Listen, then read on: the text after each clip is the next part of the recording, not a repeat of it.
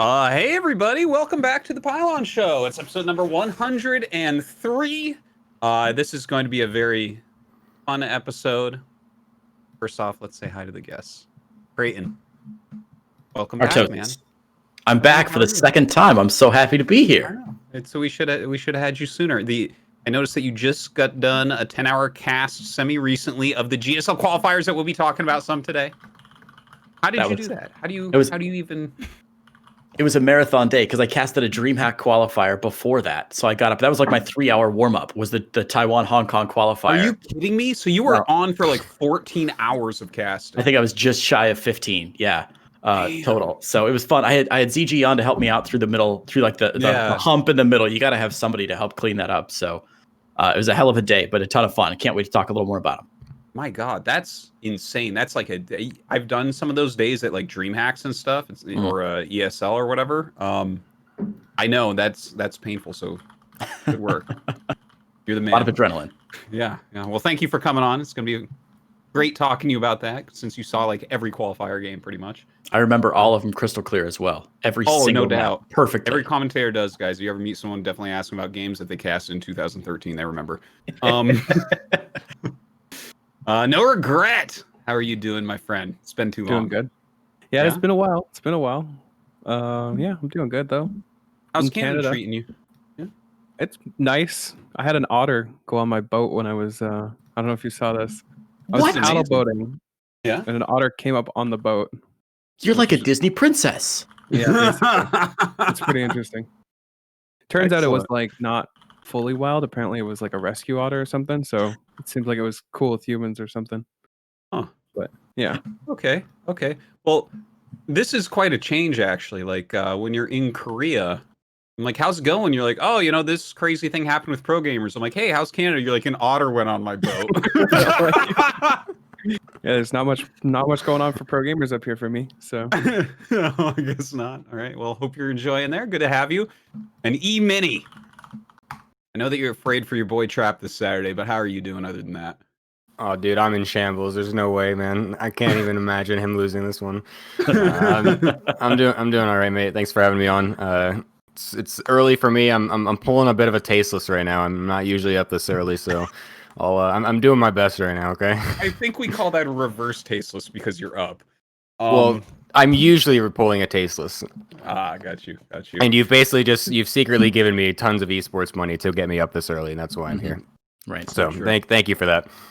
Well, speaking of esports money, we should talk about the sponsors of the show. First up, guys, please check out the Patreon.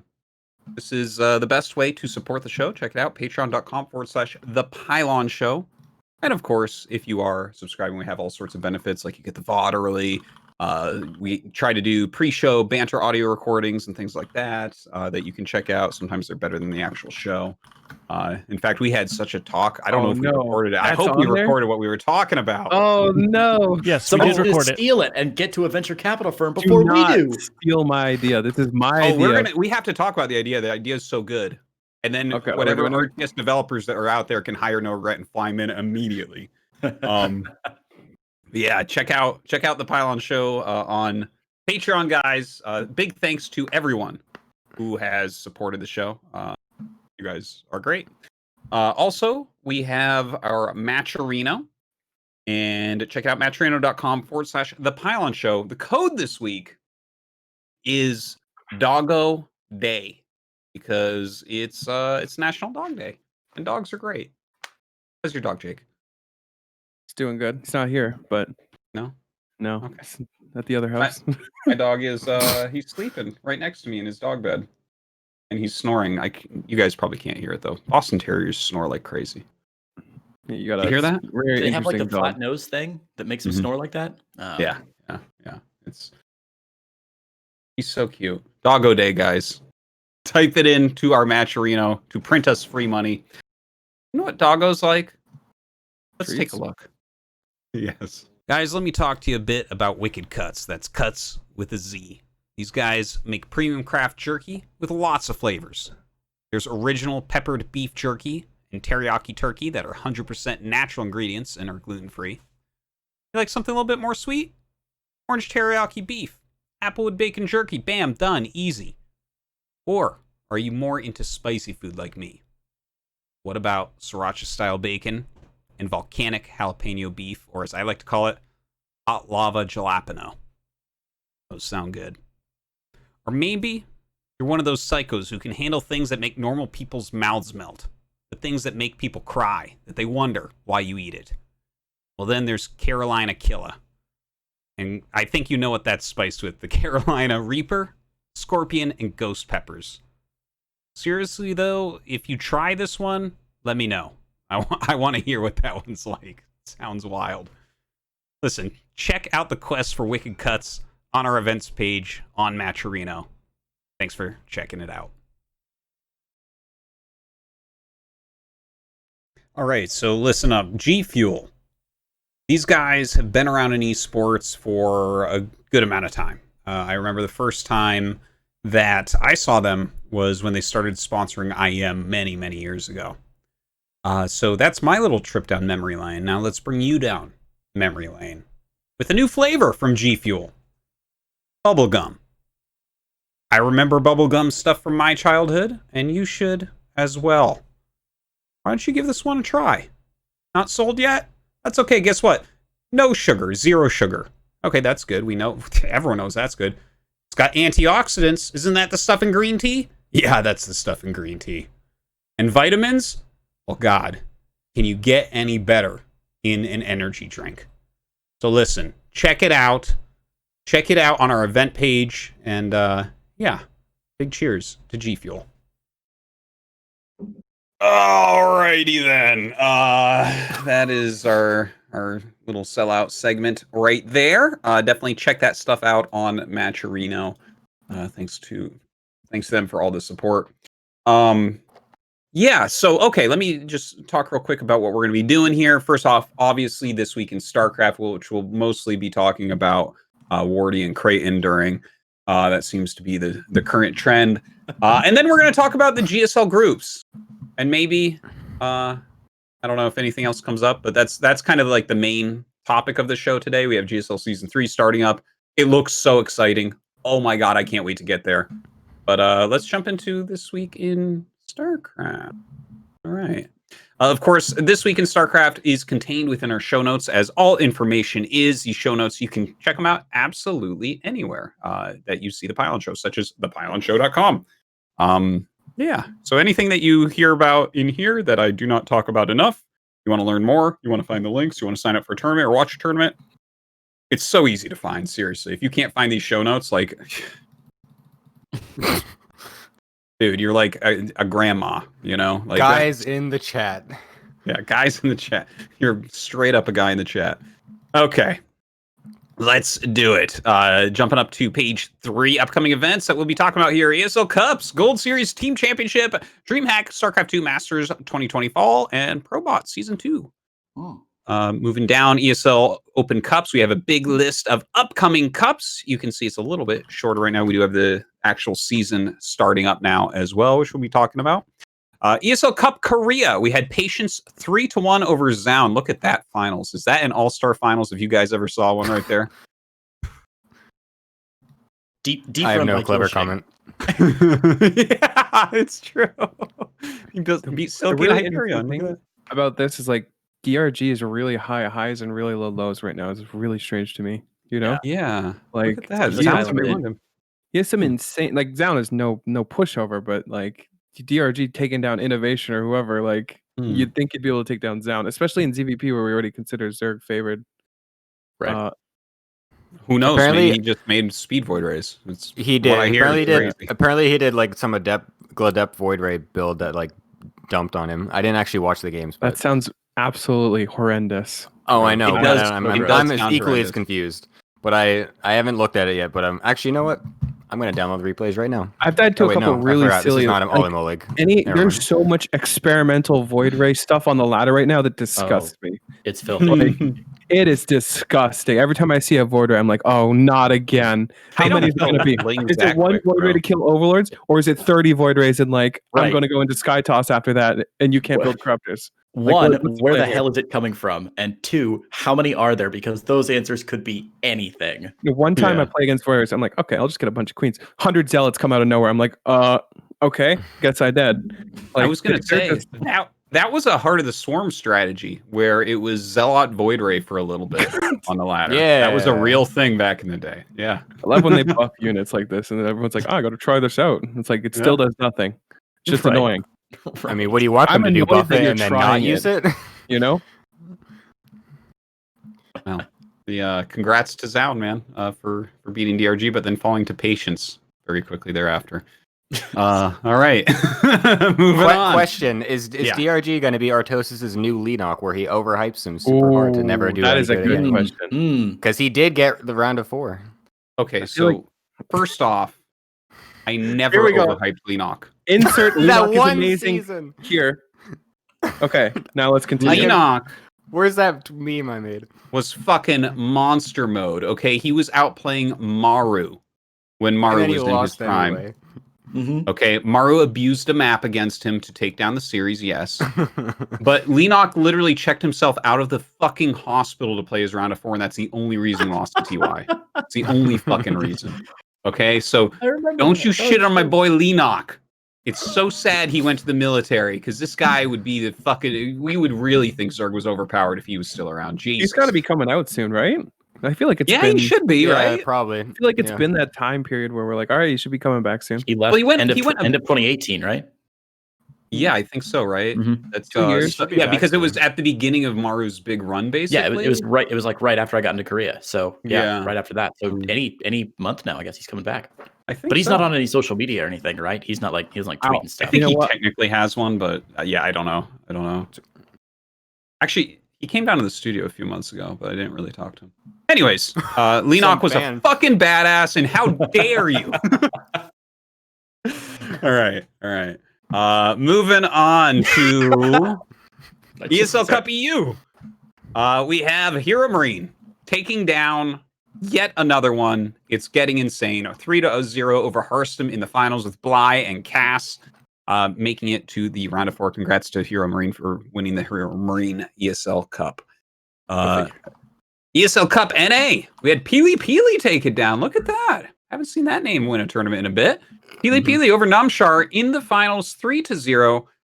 Namshar even took down Armani the round of 4. Look at that. Sick. Yeah. And Silky got round of 4 as well. Who beat Estrella the round before, but got 3-0'd by Peely.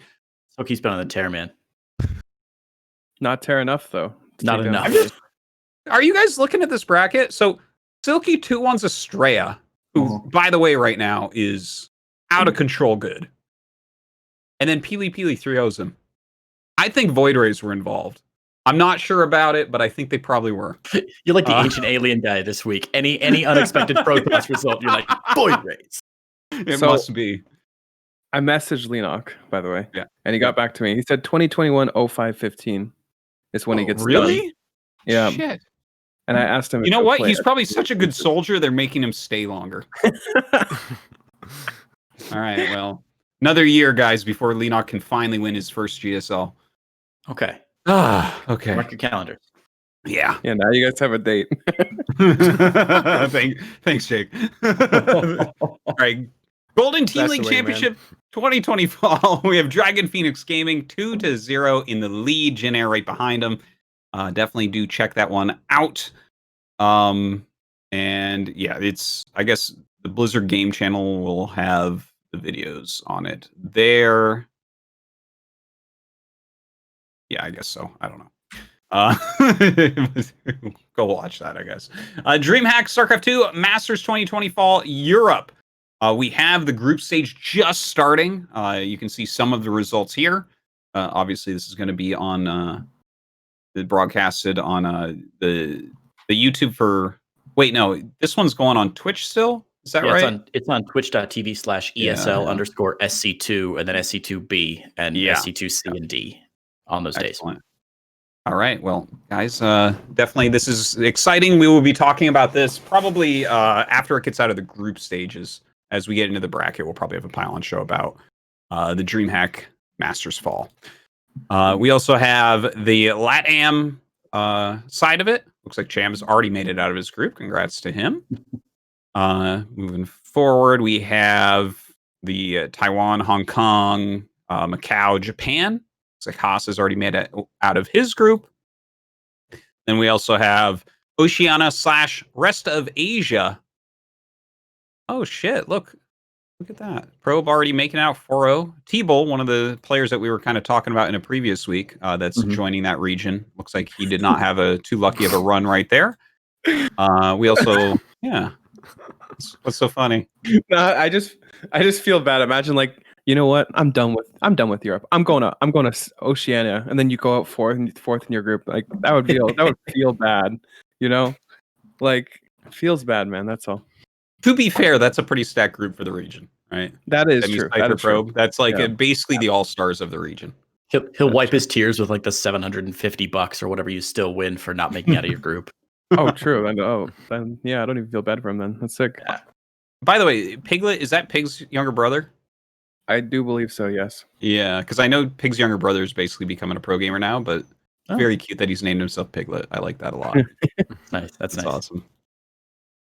All right. We have the DreamHack Masters 2020 Fall Korea. And it looks like, it was a seeding match. Trap beat Parting 3-0. Innovation over Dream 3-1. So I guess we have our players for that. We have the North American brackets as well. Those haven't started yet. Those will be starting in a few days, like 3 or 4 days. And we have the China brackets. Those haven't started yet. Well, not brackets, group phase. Again, once we get through the group phase, we'll do a show on it and tidy it all up.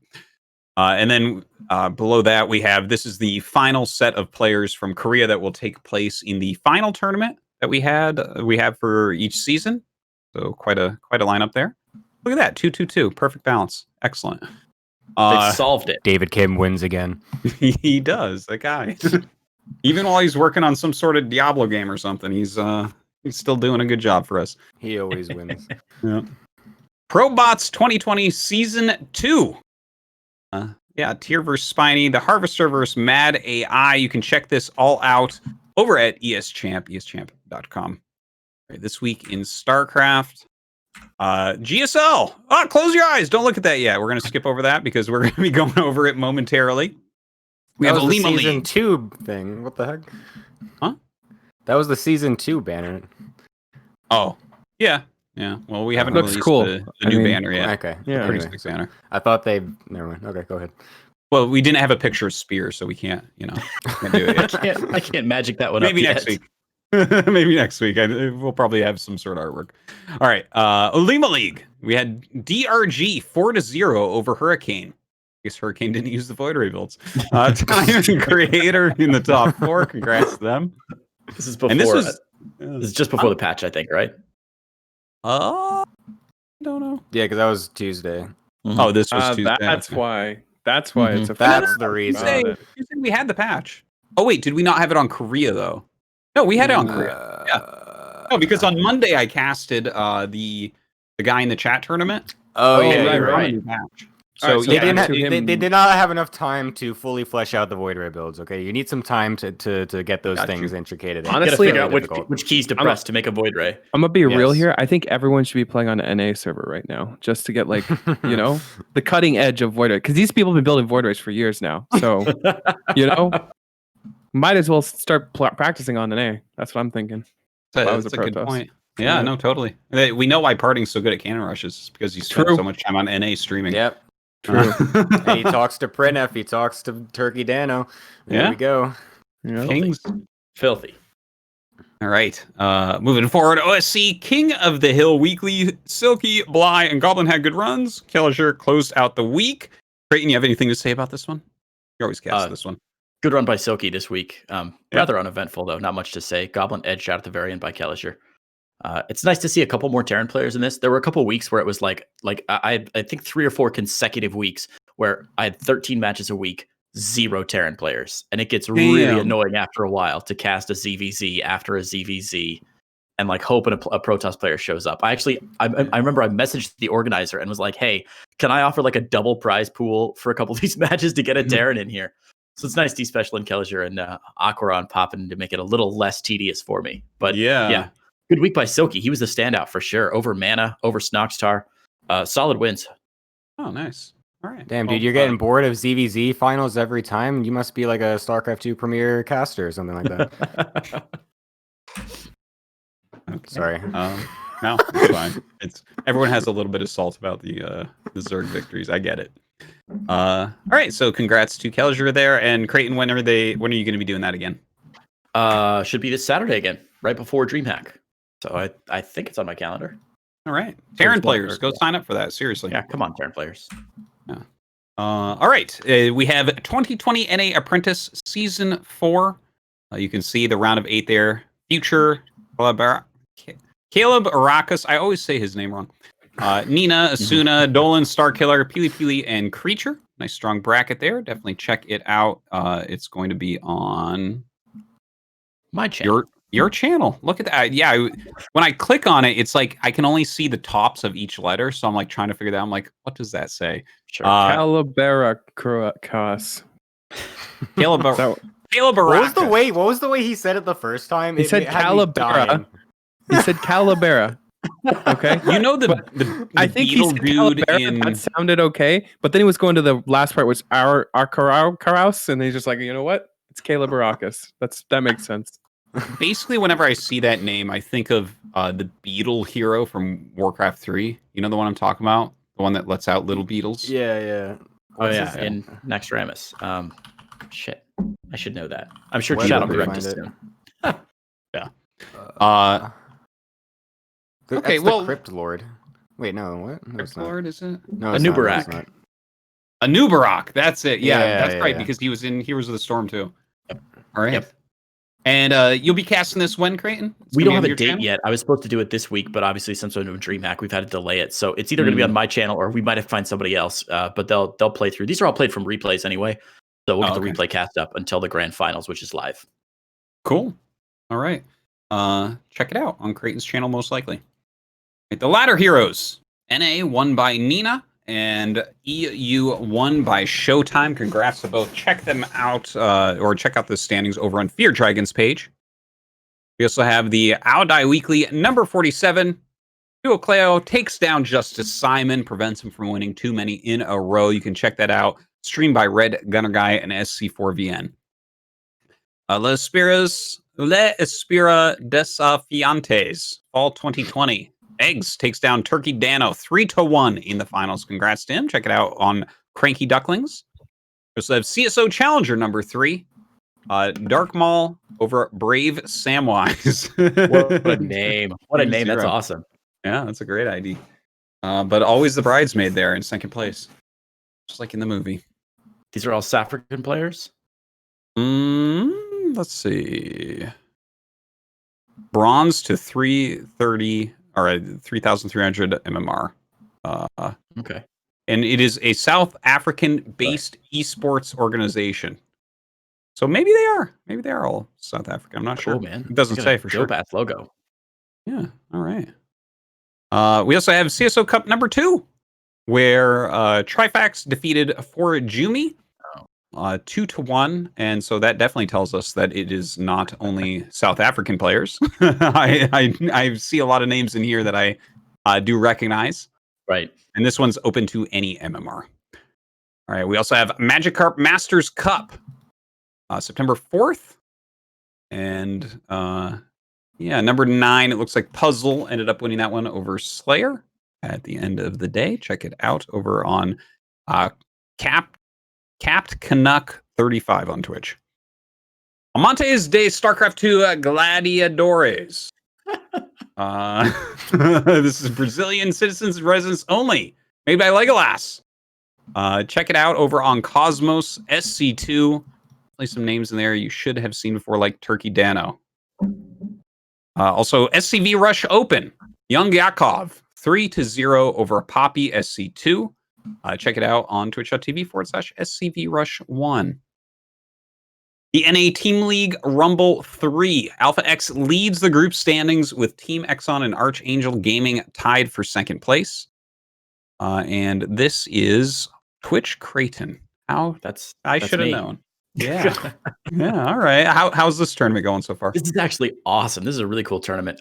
So they do like a giant. It's round robin group stages for these team battles, but only the top 4 teams move on. So right now, Icebound and Risen from the Gosu are both not going to make it to the playoffs. Alpha X is guaranteed first place. Alpha X LATAM is guaranteed 4th place. But next week, Archangel Gaming and Team Exxon are like fighting for that second place spot. And if you get second, you get seeded onto the semifinals automatically. So there's like still a lot on the line. It's a really cool format. And so next week is the last group stage week before the playoffs start. It's pretty cool, man. Excellent. And when will you be casting that? Tuesday night. Okay. Yes. Very cool. Okay, going forward, the Cock of the Walk. Number 24. Rail defeated Vanya 3-2 in the finals. Poppy and Mad Life getting top 4 as well. Check it out over on Chicken Man SC on Twitch. For the guys in the chat, the most important tournament since GSL, and maybe even more important than GSL itself. Special won it 4-0 over Jumi in the finals. This was a great tournament. A lot of turnout. Thank you for everyone tuning in. Rails organized it basically for it, put up a bunch of prize pool, then a bunch of community members donated to the prize pool as well. It got up to $1,100. So it was pretty sick. We had 3 streams going. I'm putting all the good VODs up on my YouTube, so you can definitely check that out. But yeah, that was a lot of fun. So cheers and thanks to Rails. And yeah, we're hoping to do some more stuff like that in the future on my channel. Can I just interject and point out that it was hilarious to watch you try to observe a tournament? Oh my god! What is that? What are you talking I was literally adding you in chat for like the first 3 hours. Change the WCS UI, and then you're like, oh wait, why is the workers not showing up when they die? Literally like the second game of the finals, and you're like, wait guys, how do I change this? And you're like, oh okay, don't worry guys, we've got it all set up now. Look at this, and you were like, 3.5 hours in. It was like I got in a time machine and watched an MLG match from 2011 before we knew what UI was. It was amazing. It was so good. Thank you. I'm glad that you guys enjoyed that. Genuinely, the games were amazing, and your commentary was fantastic. The UI was pretty comical. Well, this is something that people actually don't understand a lot. Is that in my job they're like, but you're a commentator, you should be able to make the lobbies and like do the observer thing and observe the game. It's like no. I've never observed a game. I don't make games. When I play Starcraft 2, I'm not even in the game when I commentate. By the way, guys, I'm literally watching a screen. And that's it. And Artosis is the spoiled caster of everything. Then I watch replays on my own with no overlay, and then I play the ladder, and that's it. So I'm like, I don't know what's going on, man. I can't figure any of this shit out. It's like that old Mitch Hedberg joke when he's like, I hate it when they're a comedian and they asked if I can act. It's like if you go to a cook and you're like, oh, you're a good cook. Can you farm? And you're like, come on. Oh, that guy was an amazing comedian. Oh. Why would he need a receipt for a donut? It's like classic. It's so classic. All right. So yeah, guys, check that out. Some of the VODs going up on the YouTube. I think today we put up special versus parting, which was I think the match of the tournament, a really great one. Mm-hmm. Okay, streamer versus Twitch chat. Some Drunk Canadian presents Up a Tree Zelda versus the Twitch chat. Oh my god, I didn't even hear about this. Yes. So Some Drunk Canadians basically putting together something where any guys from the chat can sign up to play against a popular streamer. And it's like $10 per victory to whoever gets it. So it looks like Up a Tree Zelda 10-0'd his chat. I love it. Wow. Eat that, guys, in the chat.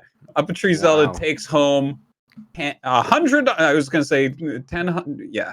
$100, right? 10 times $100. $100. Congrats. Go back to college. Go study that fucking math subject, man. No, I don't need any of that shit. That's silly. All right. Congrats to Up a Tree Zelda. You can check that out over on Some Drunk Canadians Twitch channel. All right. Sentimiento Latino. Number 92 on August 28th. Looks like Eggs took down the Zerg Lord in the final. Paco Mike over Jim Rising in that round of 4. Cast was on Cranky Ducklings. We have winner, I'll buy you effing dinner. And this is another awesome way to win your dinner. It's now worth $60 worth of takeout for delivery to the winner. $30 split between the two players with the most exciting game. Very cool. Run by some drunk Canadian once again. Looks like Snockstar was this week's winner over Valg_Thor and UWU Marine. Is that a photo of Snockstar? I would assume, yeah. I've literally never seen a photo of this guy. He's fucking jacked. Jesus. It's impressive. I gotta watch out for that guy. All right. Yeah. On the ladder as well, yeah. All right.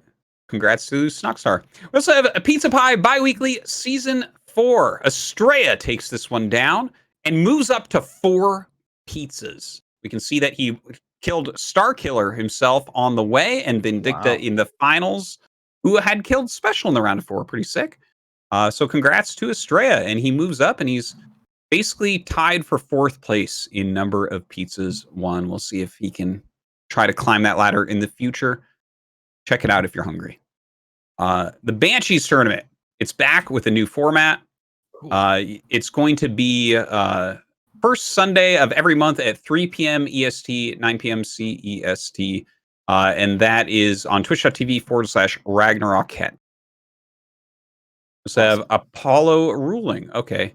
I haven't actually read this yet. Hold on. It's this is from Sugar. No, I hadn't seen this. Sugar SC2 tweeted, "Hi at ESL SC2." Sugar puts together a lot of tournaments and stuff, heavily involved in the scene. I've got some further questions regarding seeding for the NA qualifiers and would appreciate some clarification from my understanding of your statement. And Apollo's replies, NoRegreT was seeded number 1. All right. Well, I already see things wrong here, but I'll continue. As he earned points in a GSL qualifier that counts as a global event. And then Apollo responds, he has ESL Pro Tour points from GSL and EPT global tournament treated no differently to Katowice or TSL, etc. And then ESL Starcraft below that. About NoRegreT and his EPT point allocation. This was managed correctly. This is an objective protection mechanic to prevent pro players competing against others. The alternative solution creates a much worse scenario. We would have seen a potential NoRegreT versus Scarlet round 1. Okay. So I don't understand the problem here. Did the people not want global points for qualifiers or what? GSL qualifiers? I don't know.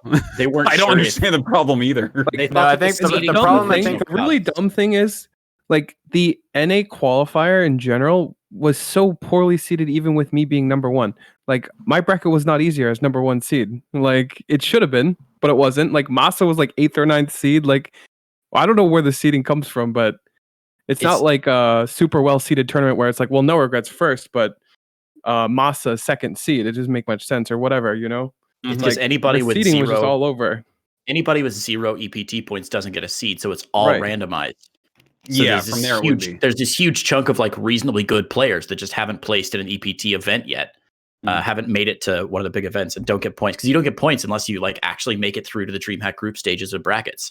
So a lot of like, you know, it's really funny in the North American bracket. I think there's like 10 or 15 seeded players, and everybody else is random. Same in EU, where there's just a ton of players who are totally random and tear through. It's really weird. Good players with zero seeds. So, but yeah, that's the thing.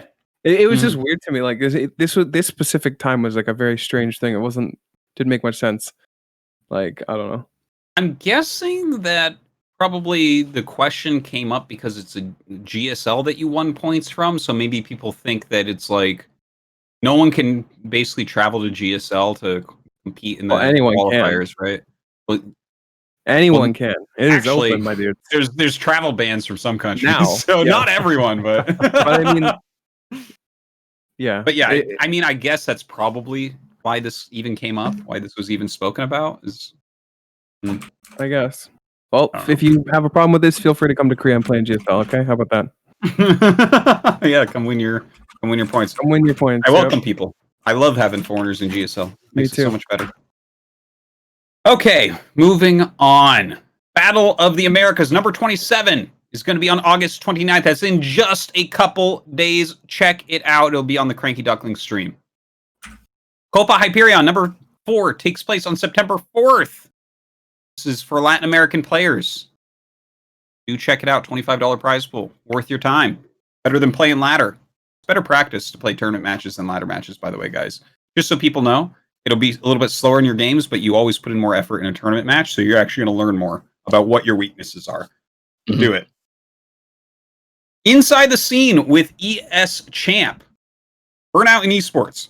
Experts weigh in. Inside the scene premieres August 26th, so that looks like probably today.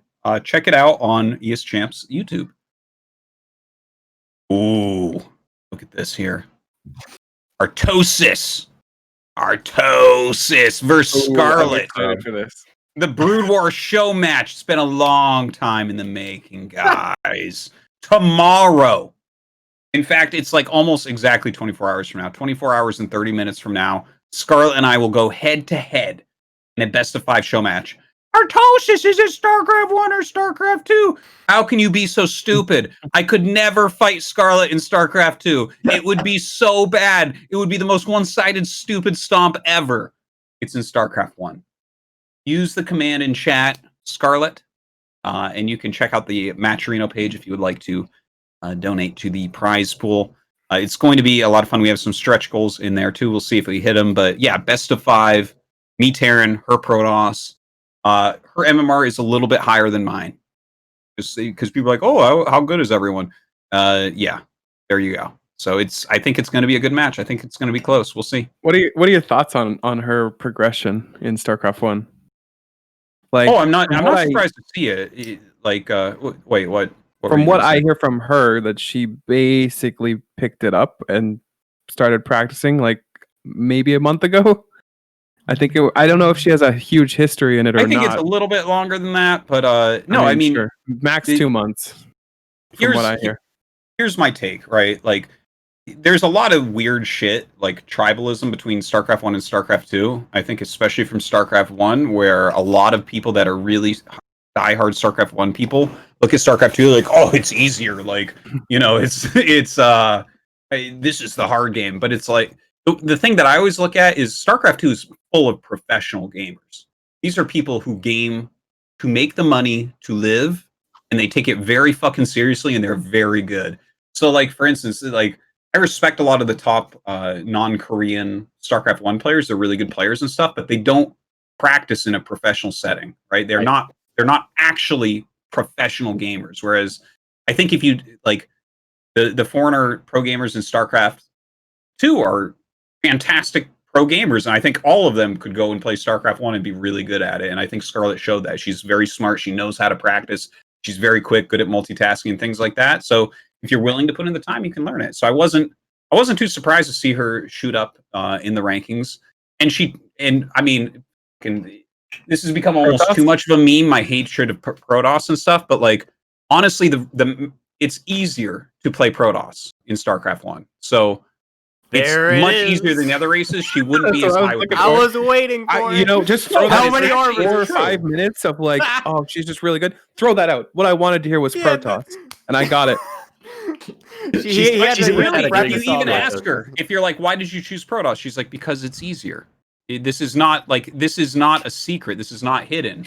It's like, so there you have it. So what are the comments going to be when she starts to be a gateway woman? When we get the arbiters recalling in your base, when she does the little switch around thing, when she dodges your EMP, are you going to be like, oh, this is fucking broken? Blah blah. No. I never do that during tournament matches.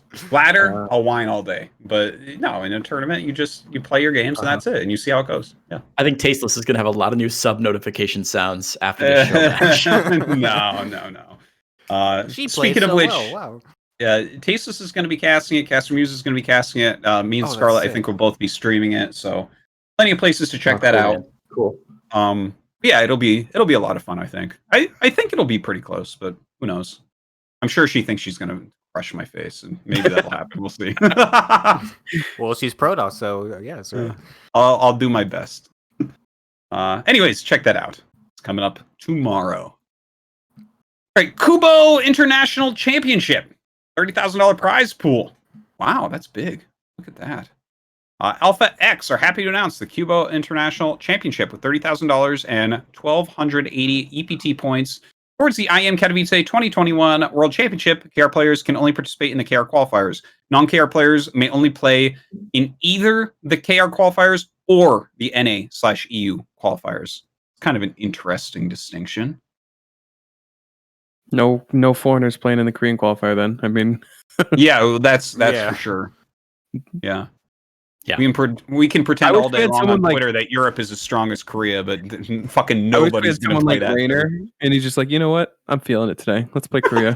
You know what I mean? He would do it too. I know he would. That would be the manliest thing you could ever do, right there. He would do it. That's awesome though. That's going to be a lot of fun. Definitely have to follow that going forward. The main event is between October 3rd and 11th, so we'll keep you guys updated on that as it moves forward. That'd be cool. I'm casting those qualifiers, by the way. I'm really excited. Nice. All right. Shows up. Yeah. All right. Huge. Yeah, that's coming right up. That's like today or tomorrow. Right? Next month. It's August. Right, next month. Yeah. It's August? I know. What the fuck? I know.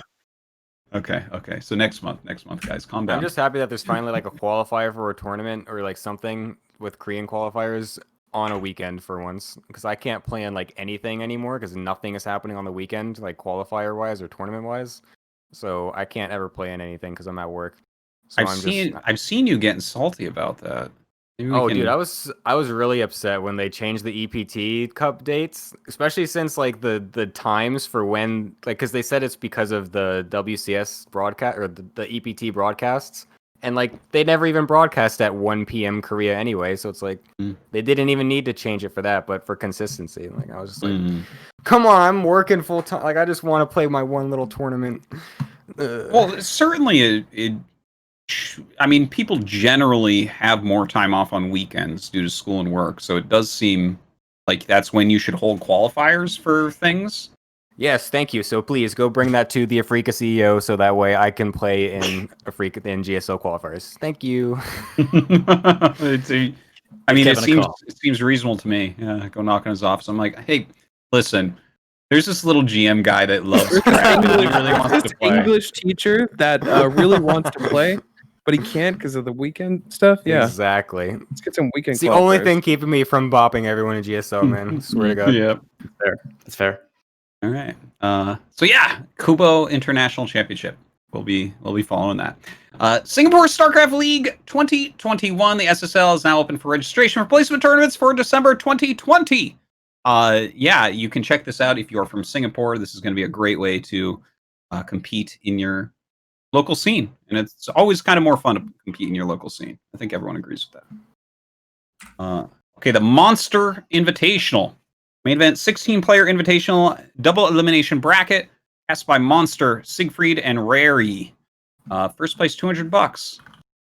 Yes, check this out. Looks like they have a pretty solid lineup there of North Americans and a few Europeans mixed in. Yeah, twitch.tv/monster. All right, this week in Awesome.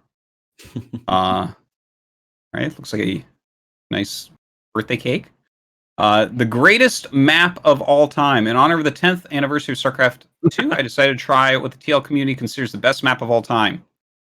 And theoretically, the real dream pool. Okay, so it looks like they have a tournament coming up on old maps. Right, New Gettysburg, Golden Wall. It's not a tournament. It's literally, they're voting on the best map. Like, it's a TL poll. Oh, it's a TL poll tournament. Yeah, I did some of it. I thought it was actually pretty cool, and they're getting pretty deep. Okay, I noticed classics. That Zelnaga Caverns. Is that the rating for the worst map ever made? Yeah, that's what I'm wondering about. This is the best map of all time, guys, as decided by the geniuses on TL. This is one of the worst polls I've ever seen. Then, like, has anyone actually gone back and played Zelnaga Caverns? It is unironically. I think it's like. I mean, I don't know if people are actually voting in this way, but it's like given the context of when the map was there, you know what I mean? Like, I feel like that maybe is coming into play. Like when that map was like, I mean, that's did anyone think Zelnaga was a good map when it came out? Like, yes. I still think it was considered a pretty bad map. Well, I don't know. the thing is, you had to have a pretty high IQ to like Zelnaga Caverns because there was actually a hidden hallway on it that you guys probably don't know about. Oh, that was Was where it named after that's where they a put the specific gateways. Trust me, commentator? I remember that. God. No, but kinda Zelnaga crazy. Caverns was like actually like that was like the macro map, but like other than Metalopolis, like for a while, I'm pretty sure. Like yeah, I don't know. I thought it was quite well liked. How is Yonsu winning one of these two? Yonsu, That was kind of hilarious. Golden That was Wall kinda is funny. second place. That's all the blink all in Golden art. Wall That's in all the blink second all inners. place. Golden Wall. What are you talking about? Because it makes such cool, interesting games, guys. Remember, Where all the map- people like, voting are where's spectators. They don't know about how to growth, actually play you the know? game. Like, I feel like there's so many good maps that people generally consider as good maps. There's like template maps where like all the maps are kind of like, you know what I mean? In that same similar shape and form. Why is I feel like Eastwatch only 15 votes, 12%? Eastwatch was a good map. I like that one. I think, am I wrong? Is that the like the screenshots? Are these actually like the some of the finalists, or are these just some random screenshots of like some of the random polls? Because I swear random, I swear I remember I don't know. seeing King Sejong, Frost. Yeah, that map was good. like the actual best maps ever. Oh, Eastwatch was garbage. Come on. Eastwatch, no, was that alright. had so many No, fucking yeah, that was- on it. That's the, No, that's yeah, the no, that map was with bad. the train tracks everywhere, Yeah, right? the No, train that track. map's not Yeah, great. and all the rocks. Nope. That Nope, map was get hot outta garbage. here. Man. That shit Get was your great. boomer self out of here. You're thinking of like a couple cool ZVT maps where like it didn't matter what map, it was the players, you know? That map was hot garbage. Mm, The only What reason why I map? even liked it was the gold map or gold base, and even that was garbage. mm. What map was it? Eastwatch. Eastwatch. Oh yeah, that map was. No. I retract all of these Fuck finals. you guys, man. It by had the way. train tracks all over. You don't even know what you're talking about. Guys, go vote in this. Vote for Eastwatch, please. We'll bring that up there. Greatest map of all time on Team Liquid. All right. This week in Brood War, we had the Brood War G's weekly. Zealot took it down over Parfume. Chaelin and Scan hitting the top 4, an all-Korean top 4. All right. They all beat foreigners to get there. Congrats to Zealot for the victory. Plays on Sundays and organized by Russ Brain. So thanks to Brain for putting on even more tournaments for the scene.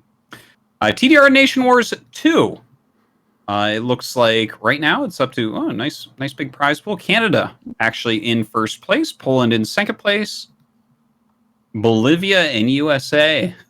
Okay, very interesting. Famous Canadian, famous Starcraft powerhouse Bolivia, making their way in the rankings. Yeah, surprised to see that one. But Is Sasha playing in this for Team Canada?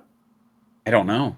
Because I just pulled it up and checked Team Canada, and she's on that list, which would be very interesting. Oh, that's cool. That's very cool. Yeah. Yeah. Well, that makes Team Canada quite a bit stronger. Canada has really good players. Gypsy and Dragon. It's Now she TT1. has another Nation Wars to Actually, carry. Canada is. Now that I think of it, Canada's probably just fucking stronger than America. It's at Brood War right now. It's pretty sick. Damn. She can carry this one and then go to StarCraft and carry that one, StarCraft 2.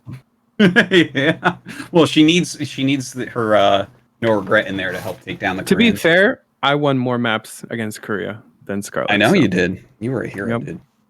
What's the hero? All right. Yeah, check it out. Titanic Still Ring. Put on some more good Brood War action. KCM Challenge Season 3. Looks like Team Protoss is leading right now with 7 points. 4 for Terran, 1 for Zerg. Hero and Best dominated week 4. Unfortunate results for Terran. Ouch. Huh. Yeah, I guess this is what happened when Flash switches his race to random and doesn't carry the entire race. Isn't that funny? Check it out. KCM is one of the best tournaments out there for Brood War. It's really fun. It goes on each week, Wednesday evenings in Korea, I believe. All right, Sun Pao Star League Cell Game Cup Season 2. This is a Chinese-based tournament that invited Cadenzi plus a bunch of Korean pros. So as you see, looking at the bracket, it's like Ride Sky versus Scan in the finals. Pretty sick. There were some other pros going in. Ride Sky and Scan are both amateurs, technically still. It's like Yabsab got third, also an amateur. Motive Pro Gamer, fourth place. Very cool. I don't know if the VODs are up for that anywhere, because I think it's being streamed mostly on Chinese platforms. I'll let you know if we find out. Also, Coach Pupil League 5. This is a great way to learn some Brood War. It matches up a bunch of pupils with some really strong coaches, and yeah, they play matches against people of your own level. So if you are interested, check out this post and join up. They have a Discord channel and everything, and it's really great. I know a lot of the people that are coaching, and they're legit. They know what they're doing. All right, Foul Play NA. Striker 3-1 over Gypsy. Very nice from Striker, the up-and-coming American Zerg. It's an online show match series for North American players organized by Rogues Gallery. Check out Rogues Gallery BW on Twitch. Okay, ASL, well, it says Season 9, but actually this is Season 10. We just got done the Season 10 qualifiers, of which I ended up playing it. Oh, I guess that's the next slide. But yeah, you can see it's pretty good racial balance. 8 Protoss, 8 Terran, 11 Zerg, and 1 random player. Of course, those 4 that you see up at the top, Light, Zero, Soma, Flash, will all be seeded in the round of 16. Everyone else is in the round of 24. And it's going to be great. This is a very, very exciting season. Not too many big names are missing from the whole thing. And yeah, it's going to be Flash playing random. So that's what we're all looking for. Did Flash play Terran in Season 9? Yes. And they're letting him come in as random in Season 10 without going through the qualifiers as random. Yes, that's right. Oh, interesting. All right. Yeah. That makes it more fun. I don't want to. Well, the thing is, he would qualify with his random through the qualifiers too. It's like he's just. People are starting to doubt him because he had one show match series that was broadcasted where it didn't go super well for him. He went 4-4 in maps, but people are like, well, he randomed into Terran, and it's like, yeah, he did, but come on, that's part of the random effect. Anyways, this starts up really, really soon. It starts up. I think we already announced, so I'll just say it starts on the 6th of September. Yes, the 6th of September. Looking at my calendar. So check it out. Random. We could talk about the idea. We should. Well, we'll see how much time we get there after we talk about some GSL, but it's a great idea. Yeah. All right, moving on. Artosis plays in ASL. Basically, I played all 3 qualifiers, streamed them live, and then analyzed them. I put the VOD of the analyzed games all together on YouTube, so you can check it out, youtube.com/Artosis, or use analysis as a command in the chat. Needless to say, you didn't see my name on the ASL qualified players list. So I was going to ask. We spoiled it. Yeah, spoiler alert. No foreigner has qualified for a Star League since 2003 and probably never will again. Pop quiz, Who was it? Elky. Oh yeah. The last one. All right. BSL Season 10 was announced. It has started. So you can go make your BSL account. Go to bombasticstarleague.com. This is for non-Korean players. Basically, you ladder a whole bunch. There will be a few tournaments involved as well, and then you get placed in a league. No matter where you finish on the ladder, you place into one of the leagues: Pro League, Gosu League, or Chobo League. Definitely, it's an awesome tournament. It's kind of the most hype foreigner thing that goes on, other than Corrupted Cup or Russian Cyber Games. It's called now. Huge prize pool this time. All the top foreigners are playing, and check it out. Yeah, everyone should play. All right, Rookie Star League. Are you a StarCraft 2 player that's looking against StarCraft Remastered but can't find a community? Well, this is the community for you guys. If you have some RTS experience and you want to play some Brood War, go and join this Discord server. They are learning it, and as Scarlett has shown, the transition is completely doable. Skills transfer between the games. Don't let yourself get annoyed by having to send your SCVs to mine. You'll get used to it, and then you'll actually enjoy it. You used to be able to do that in StarCraft 2 as well. Yeah. SC2 boomers know that feel. Yeah, it's true. All-Star Co-op PvP mod.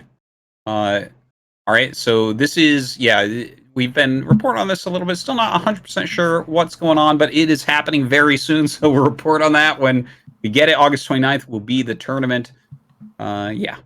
Okay, that is it for this week in StarCraft. All right. We did it. Oh, we did it, guys. All right, see you next week. Oh.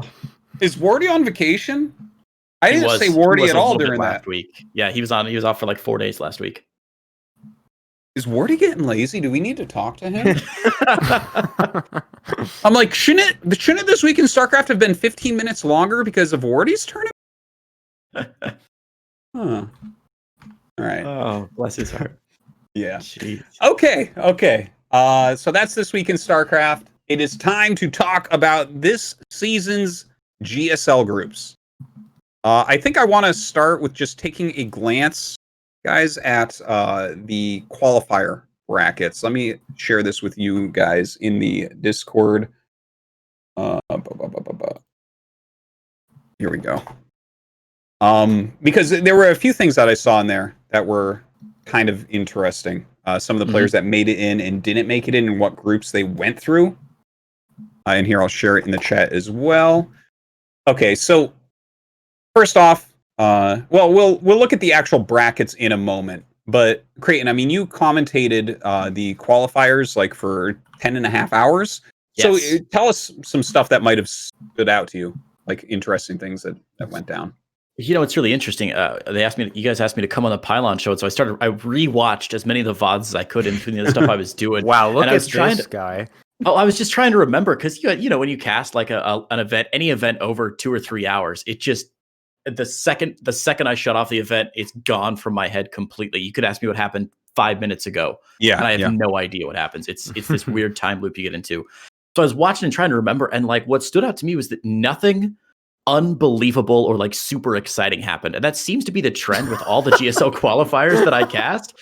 Because I think the players are so anxious about like making it in. They don't want to have to come back to the studios for day 2. They don't want to have to worry about this stupid double elimination format, like getting knocked out into a weird lower bracket. So I was counting, and I think I saw 1 proxied Rax in 10.5 hours of StarCraft 2. Yeah. Like everybody took it super seriously, and there were very few cheeses. I mean, maybe a cannon rush or 2, if I recall, but no major up. Yeah, I was in Canada. No major upsets. No, like I wish I had something like, oh, you should have seen this crazy fucking build, but like nothing huge happened. It was just a lot of like, and it sounds really boring when I say it, but like just a lot of really good, solid StarCraft. Some things I noticed going through the bracket. First off, Coca is back. Yeah, that's kind of crazy. That guy has not been around for like 6 or 7 years. Slayer's Coca, guys, is back. The weird thing about one thing I want to mention on the ladder, you do get a sense of like sometimes people come back and disappear. You know what I mean? So like you're playing ladder and you see this name, you're like, this can't be him, right? Like this is weird. And you go through the research, and you're like, oh, it actually is him, and he's got like, I don't know, 40, 50 games, but he's doing pretty good or whatever. Yeah. This Coca came out of nowhere. Like not a single person had talked about him. You know what I mean? Like we definitely heard like when Tasia was coming back, and when Bjorn playing ladder, like we knew Bjorn was coming for months. Like because he was just such a monster on ladder before he played in any tournaments. Like that's just strange as hell that Coca just kind of showed up. I know. It seems like he did pretty well. Like he beat like Patience and stuff, and you know all the no names he beat. I mean, he did. It's reasonable. He went 1-2 versus Zest. I see that. What the fuck? Taking a game off Zest is quite impressive. Like it depends on which Zest showed up. The Zest that we saw on day 1 of the qualifiers is not like the GSL champion Zest that we usually saw. You know, and I didn't get to see any Coca games, by the way. They only sent me the games for like the qualifying matches, but I didn't get to see any of his play. I just saw the matches where like one player qualified in, so I don't have any additional insight. But it'll be exciting to see if he comes back. Coca went down 1-2 to Zest, but Zest 2-1 Innovation the next round. So have to imagine Zest was in a pretty good, you know. So I don't know what happened that one game. Maybe he had some sick build, but the fact that you may have a build as Coca would be really impressive. You know what I mean? Like and then in like the second day thing or whatever, like there's the you get like a bunch of tries, and then like in the final qualifying thing, he lost to Spear, and then he went 2-1 versus this guy named Yewan, who's kind of just like a random kind of like 6K-ish, probably even less than that Zerg on ladder. So like he seems like he maybe had like a couple of really good games, but for the most part, it's just kind of like the standard like 5. Could you imagine if 5, Spear 7, 5, 8 gone down and Coca went through? Like, whoa! I was when I saw it, I was like, holy shit! Is Coca actually just gonna randomly show up out of nowhere and qualify for G? I was rooting. I was rooting for him really hard actually when I saw him down there. I was like, holy shit! I think he can beat Spear, because Spear's like a 57, 58 like on Korea. I was like, Spear is Spear's play style. If you've ever played Spear, you know what I'm talking about. Yeah. Like he plays the worst, easily the most obnoxious playstyle I play against, but like definitely his own flavor of like passive mech into aggressive mech. Like just it like I could totally feel someone like Coca, if you're coming back with not a ton of games, that it would be extremely hard to play against him, even if he's a lower MMR than you, right? So that's kind of unfortunate.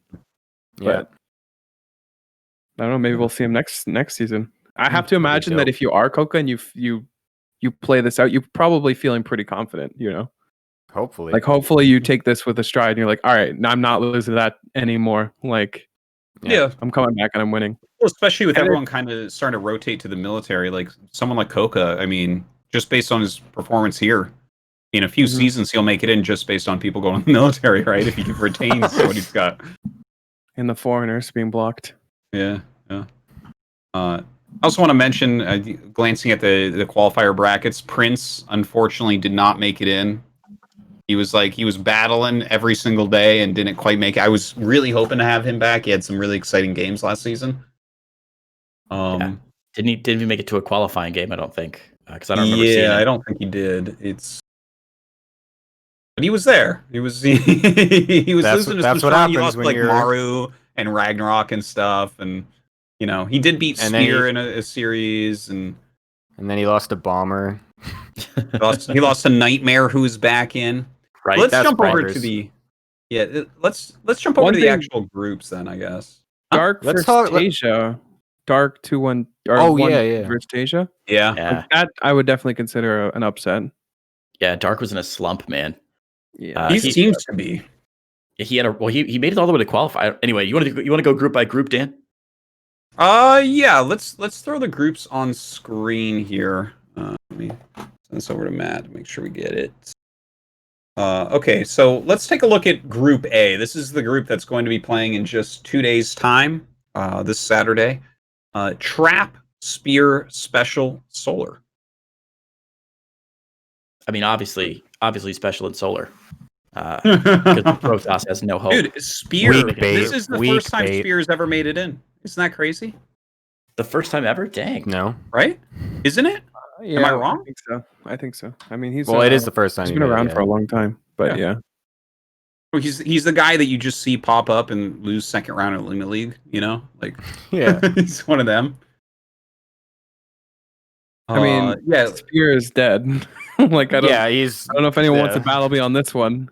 Poor guy. Like, wait, I thought this was the Terran everyone was excited about this season. Are we gonna play the meme out? Are we gonna do it? Can I do a reverse each? I can't wait for Spear. He's gonna be so good. There you go. Done. No, I've really not even seen Spear games. I'm not even sure. I'm sure I've seen like a few here and there, but like he was trying to qualify for GSL. He got into Code A a couple times in like 2011, 2012, and that was it. Never been in Code S. It's been 10 years. He must have gone to the military or something. Maybe. Yes, this is the same Spear from way back. So, Spear versus Trap. Is there any chance in the fucking universe? Nope. What? No. Absolutely none. Even with Spear's like total meme builds and shit that he does, no. Nope.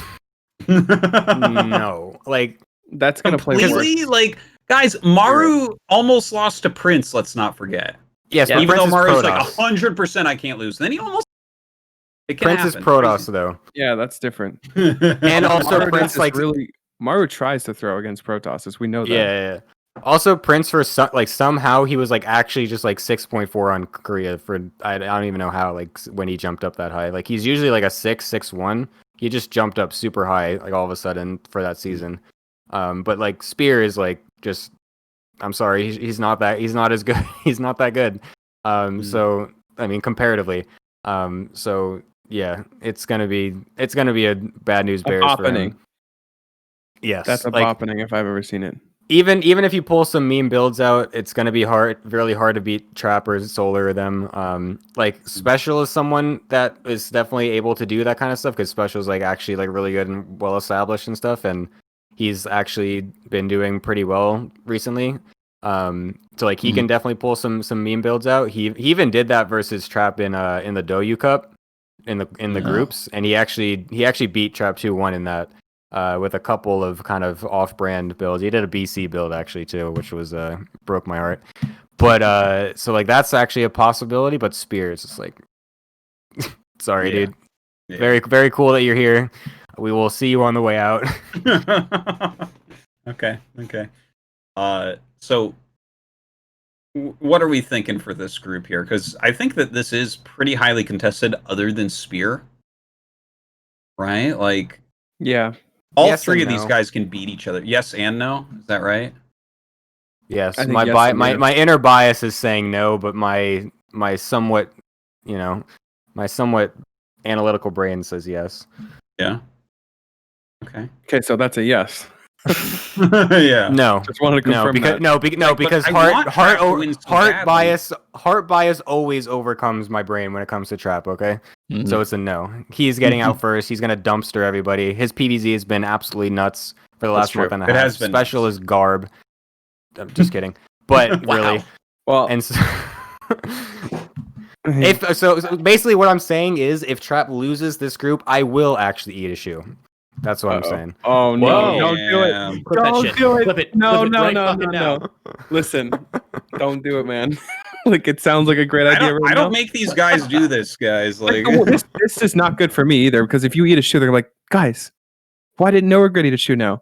Like Harstom already did it. Harstom said he would and did it. Yeah. Eat a chop. We gotta do. Yes, that's the meme. Listen, I mean, you did. I'm not saying what kind of shoe I'm going to eat. If you, I'm simply saying I will eat a shoe. Oh, then what? Okay, I'm not gonna bring it up. You know what? I feel like we got a Spartacus here for NoRegreT. Just everyone makes a stupid shoe bet, and then everyone has to eat a shoe, and then no one has to eat a shoe. First off, Trap not getting out of this group way more likely than mine. Okay, Mine was like Rogue coming 5th in a Home Story Cup group with basically nobody. Okay, like I would. This is way more likely to happen. So I already feel it that the shoe. Dangerous. Yeah, this is going to happen. You're going to have to eat a shoe. You're going to eat the shoe, and everyone's like, why didn't NoRegreT eat his shoe yet? I'm calling it right now, everybody. I'll eat a shoe if this happens, okay? Nice. Okay, perfect. No, you have 2 shoes for NoRegreT. There we go. You have lost the right to make shoe bets. I'm Googling chocolate shoe prices in Korea right now. You should. It's going to happen. So it's Trap and Solar. There's no way Spear makes it out, and Special's going to have a hell of a time, but I don't see it happening. Trap and Solar, no question. Solar looked untouchable in the qualifiers. His games look so clean. Not even close. No, it's going to be Special Solar. He's going to eat a shoe, and then I'm going to have to eat a second shoe. That's what's going to happen. And maybe a first shoe? Like what? Come on. No, I'll just skip over the first shoe. I ain't eating that shoe. I'm going to quit StarCraft cast and become a shoe salesman and make bank. Okay, it's the only guy in the world that sells single shoes. Can I actually make a serious point before we do this? Yeah. The thing about Trap PvZ actually is like nuts. I don't think anyone realizes this because for the longest time, for like basically the entire of 2019, he had the storyline of having awful PvZ but amazing PvT. And everyone still kind of seems to go on that narrative. But actually, his PvZ is absolutely insane right now. His PvZ for the last month and a half, I just sent a link to Cobra if he can put it up, where he is literally not lost.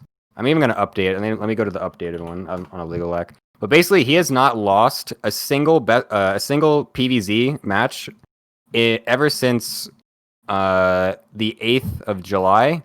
The only times he's lost is a 2-4 versus Serral.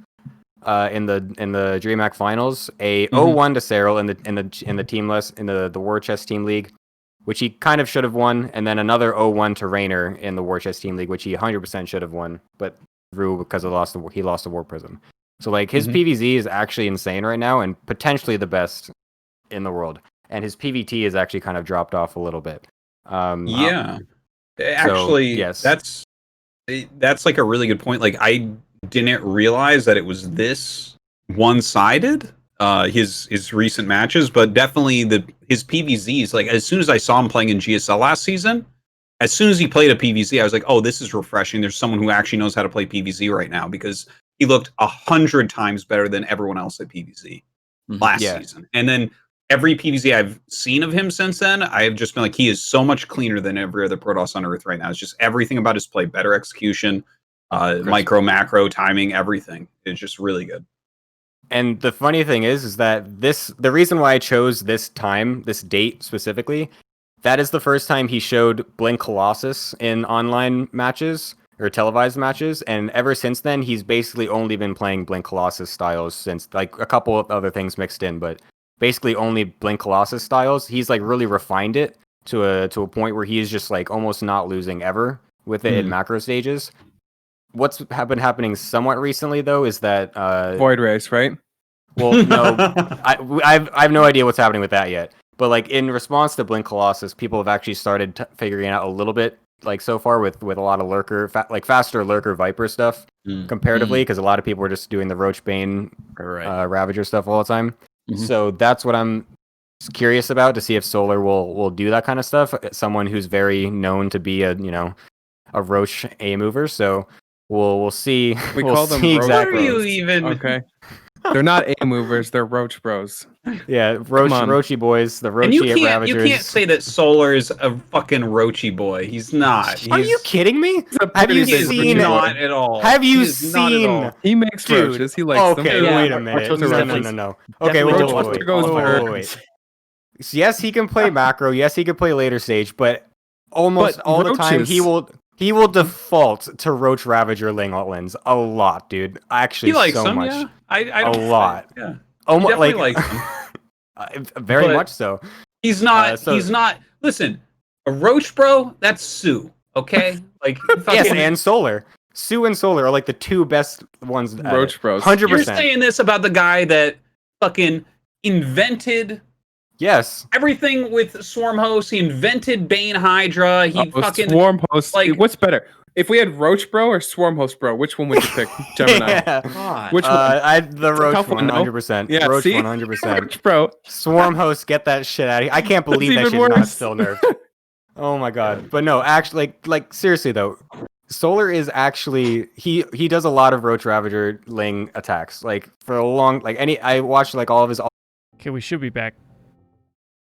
Aha! You thought that there was like 20 seconds left. There wasn't. We're back. Sorry about that. Anyways, we were talking about Group A. E-Mini was letting us know that Trap's good at StarCraft. Please continue.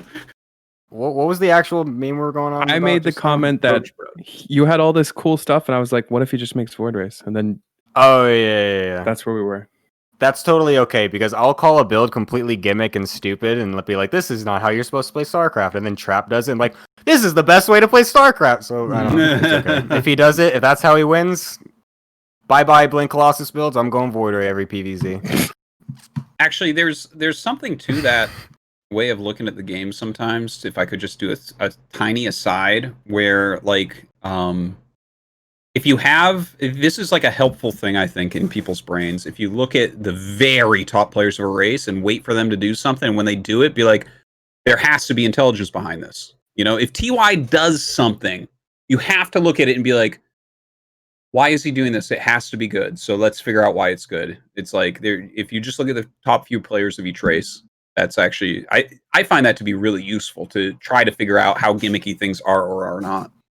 Anyways, yeah. Okay, so hold on. So wait, we have for. Okay, I can't remember who said who was going to win. Creighton, who's going to get top 2 in this group? Trap and Solar, no question. Trap and Solar, no question. Solar's on two. Blessed, he's too strong right prediction. That's a yikes. Okay. NoRegreT. Who gets top 2 in this group? This is a special Solar. I feel it. Wow. Special Solar. Okay. E-Mini, top 2. I want to say Trap Solar, but I also want to say Trap Special. We all do, obviously, Gemini. We got to choose two. Like, I think he's actually. I'll say Trap Special. I'll do it. Ooh. I'll do it. Okay. I'll say Trap Special. I'm gonna do that. Okay. I've said it. I have it kind of more conditional in my head. Like, I feel like Special is going to have a harder time against Solar than against Trap. I think Special's TVP right now is really nice. Mm-hmm. Yeah. So I almost feel more like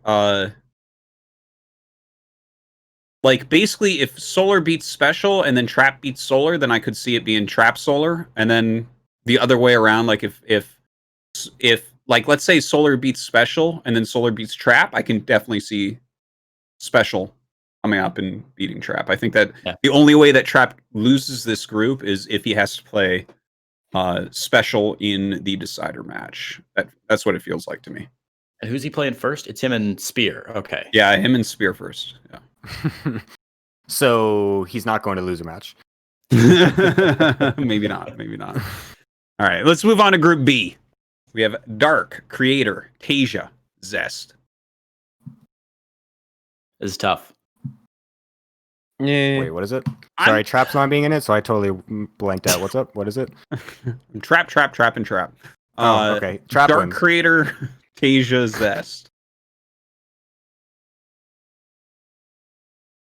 I guess it depends on which Dark shows up here. You know what I mean? Yeah. We had Like, that could be problem with Zest qualifiers. Tasia. Same can be said for Zest, man. Like these two players are really up and down right now. Really up and down.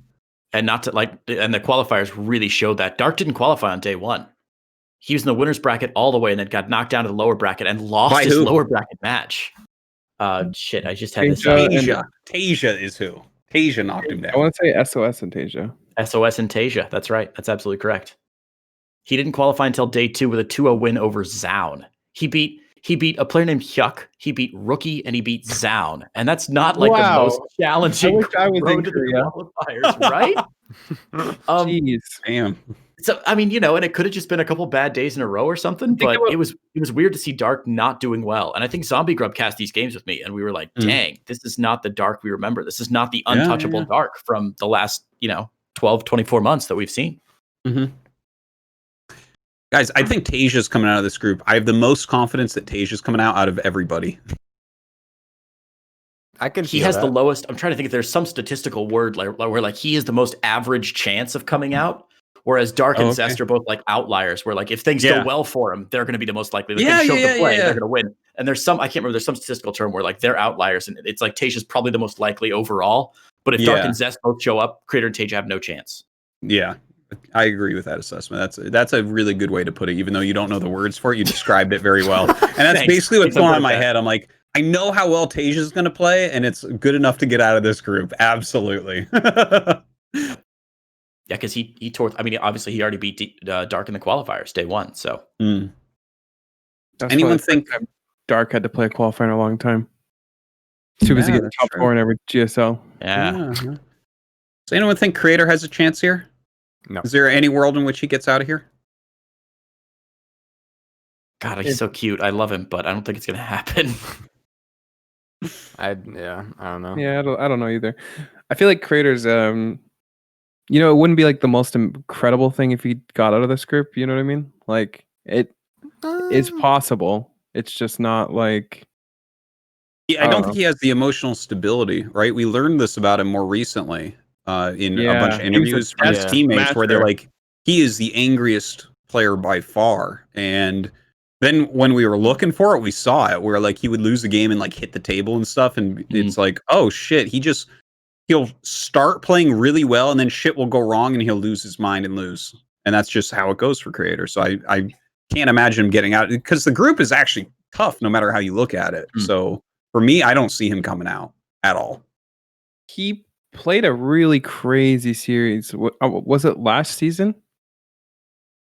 Right, where he smashed his desk. I thought that. It was last season or the season before. Yeah, it was this year. I can't remember exactly, but I felt like that was his series to win.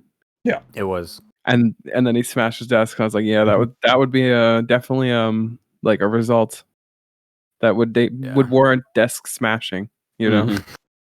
Yeah, he's really emotional. It's kind of funny. I remember I was here in 2017 for the GSL qualifiers, and I was like watching him in his qualifying match, and like he lost, and he was so fucking mad. He like takes his earbuds out, he like throws them at the monitor, and he just like had his head on his desk for like 5 minutes straight, and like didn't move up from the computer. I was like, I'm gonna go watch someone else now. This is weird. He's really invested. It's really respectable, but it's fucking it's because I mean I'm obviously someone who gets really fucking mad when I lose too. So it's like I see him doing that, I'm just like, okay, I understand you, dude. Like you are trying so fucking hard and you love this really much. But like, I always want him to do well because of that. Because like when he wins, he's like so fucking happy too. But it's like he's so up and down. I don't think he can actually get out of this group though. Yeah, this will be really curious. Depending on how it goes, depending on who shows up, this could go one of three ways. No, I agree with that. I don't even know how to predict like who gets out other than Tasia, except to point back to what you said before, Creighton, where I'm like, yeah, I don't know. Either Dark or Zest will play better than each other that day because they're both. The thing is, this has been the way Zest is for a long time. I think that's his style, anyways. Because like basically all he does is brings highly optimized builds that either work or don't, and either he is completely ahead of everyone, or he's just like he just burns out, right? Yeah. So it's like there's no way to predict which Zest will come. Either strongest Protoss in the world Zest or Zest who gets knocked out in the round of 24. Yep. Or 28 or whatever we're at. BG and I were joking during the qualifiers. We're like, is it GSL champion Zest or is it leaving the Octagon at 4 a.m. after a lot of Soju Zest that shows up? Which one is it going to be? It's weird to say that Dark has fallen into this too. Why is Dark not playing well recently? Like he looks so underwhelming. Like patches. This last season was really disappointing, I feel like. It's the patches. You think so? No. I mean a little bit. A little bit for sure. Okay. I think also he's been solid since 2015 for his results. He's been top 3 Zerg in Korea. So it's like, why is he doing so poorly now after his world championship? His wrist, chat's saying his wrists are hurting. Is he having wrist problems? Oh, does he? I mean, he's been playing forever. It wouldn't make much sense. Unless he's getting old. I don't know. I remember some people said wrist injuries for him and also Maru, but like Maru definitely. I don't think anyone ever gave a source of that. Like it feels like people just that sounds like a in Reddit comments theory to me. Oh no! If you watch the old GSL videos from late 2019 on, like anytime Maru finished a match, he's always been like that. He's always had like the wristbands and shit on for the wristband. He just looked like he was in pain. I mean, I don't know. I wouldn't. That feels like a Redditor saw it and it's like, that means he's now in pain and he can't play anymore. That's why he's not winning anymore. Haha, my Maru bias. I found a solution. No wonder he's not a GSL champion anymore. So, yeah, I don't know. I don't know if there's any actual credit or not, but maybe. I don't know. Okay. So I guess that's possible. I don't know. It's be a tough group. Yeah, I don't know what happened to Dark. Well, if you had to make a prediction, which two? I'll split the difference. I'll go Dark Tasia, just because I don't trust Zest to show up. Okay. What would you, NoRegreT? I go Zest Dark. Zest Dark? Yep. So you're thinking they're both gonna bring their A game. Okay. Right. Okay. What about you, Mini? Tasia at least. Zest Tasia. Jeez. I'm doing Zest Tasia. Somebody's got to be right then. Yeah. Like, none of you idiots want to be right. I guess I have to do it. Jesus Christ. Okay. I'm like, well, I got to go Creator Tasia then. All right. Excellent. Group C. Maru, Nightmare, Ragnarok, Dream. For people that don't remember, Nightmare made it into one season before. He used Blink DTs. He was like, I think he was actually the first player in GSL to upgrade Blink for DTs ever. It's like the first one ever in any game. Yeah. And he kind of showed some cool strats then. But the thing is, he's one of these weird players where like I immediately followed him on Twitch and then he streamed Heroes of the Storm every day for 2 years. So I'm like, what?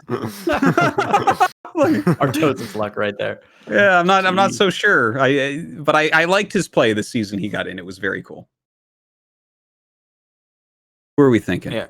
Hopefully he can actually pull something out again. Since he did pull out he's the OG Blink DTer, so and he did it for his Gumiho as well, so like he actually knocked out, a horseman when he was on near his prime, so that was pretty sick. So we'll see if Gumiho's the stable master, bro. He's not one of the 4 horsemen. Come on. Oh yeah, okay, that's true. You're right. He's the one. Yeah, he's the one that everyone said like was supposed to be like the next horseman or whatever. You're right. Yeah. Remembering this, but yeah. Does anybody remember if Nightmare was the guy who played on windowed Starcraft at the qualifier? There was I I won. don't know. Wait, There was what? an I don't know. upset where I want to say Protoss got Rain a does that. I don't know. and though. we were like, he was playing on windowed mode. It was like a tiny window in the middle of his screen, and everyone was making fun of it. I can't remember I if don't this was think Nightmare so. or it was one Protoss that showed up. He watched. And Rain does that. So I mean, could it have been that? no. This definitely happened. He's listened. Okay. He's listened to too much Day 9, where he's It like, was- "Yeah, pros play on the smallest screen," and he was like, "That guy." We were there at the qualifier. He was literally playing with it. I mean, Nightmare wanna- streamed like the other day, and he had a normal looking monitor Okay, setup. that's probably not him then. Unless he changed it. I don't know.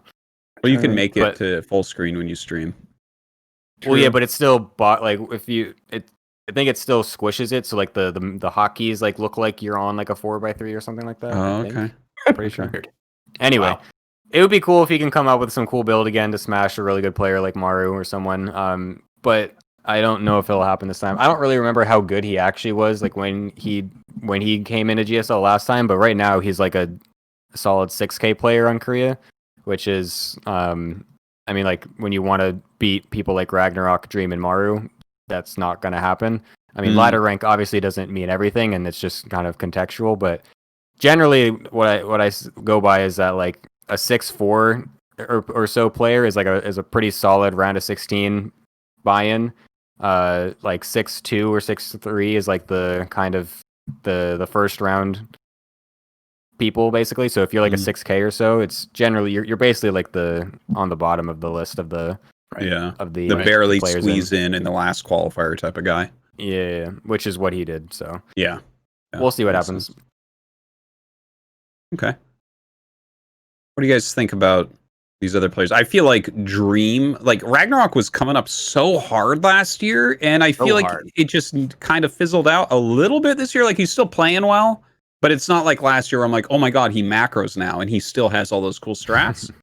Whereas Dream, he was, I mean, Dream is good, man. I guess, what was he lost to Rogue this last season in round of 8, right? So what can you do? That guy ended up winning the championship. But I think actually he's just still 2-0 underrated. in the Chinese team league literally like a couple days ago. Dude, he's the king of the Chinese team league. He's Dream nuts. is. He's actually He insane. smashes it. Like what? I don't even get it. Like he has the best record in the whole league, if I'm not mistaken. Wow. Yeah, no, he's a killer, man. I think Dream's coming out of this group for sure. I'm more confident in Dream than Maru. Whoa. Yeah, I can feel that. Right? I can feel that. Yeah. Yeah, it's not so crazy. I don't know if I 100% agree, but I can feel where you're coming from. I assume Maru's going to take down Nightmare, right? So that puts Maru up against. I mean, he almost lost to Prince last time. Yeah, but could happen. It's even lower level than that. Okay. I know, but I'm just saying it's Protoss. It's a memer. It could happen. So Ragnarok versus Dream is a pretty big question mark, but I can see it going either way. I think Ragnarok is really good, especially in TVZ. Like, he has some disgusting TVZ results. Mm-hmm. But I think Ragnarok versus Maru is more Maru favored, in my opinion.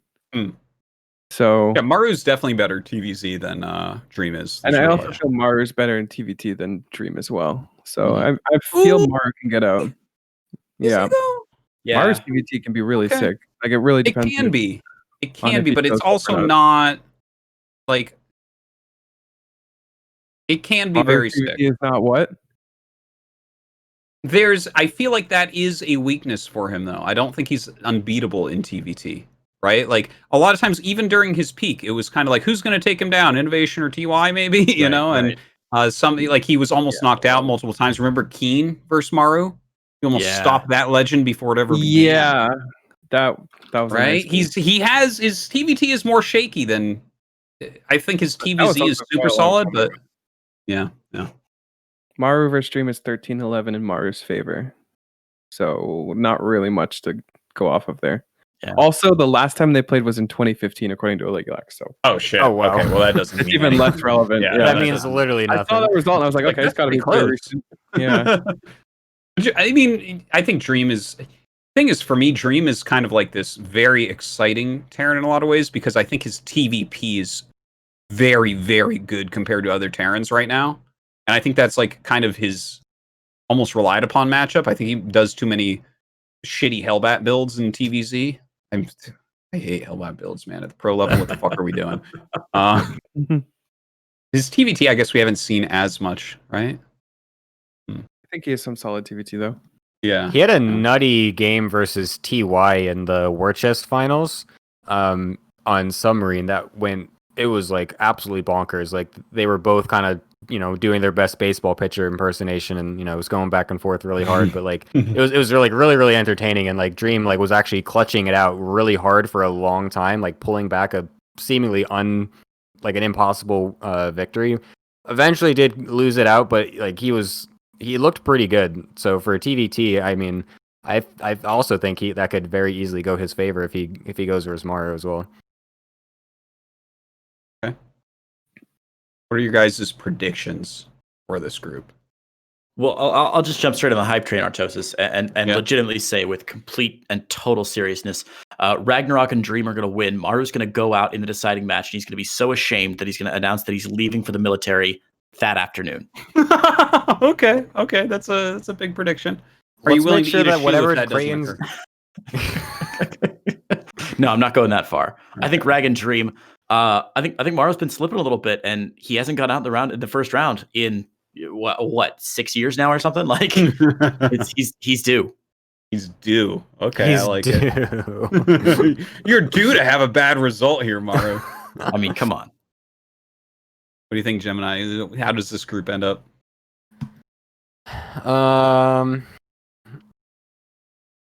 I'll give it Maru Dream. I'll say the Terran patch returns. Maru and Dream gets out.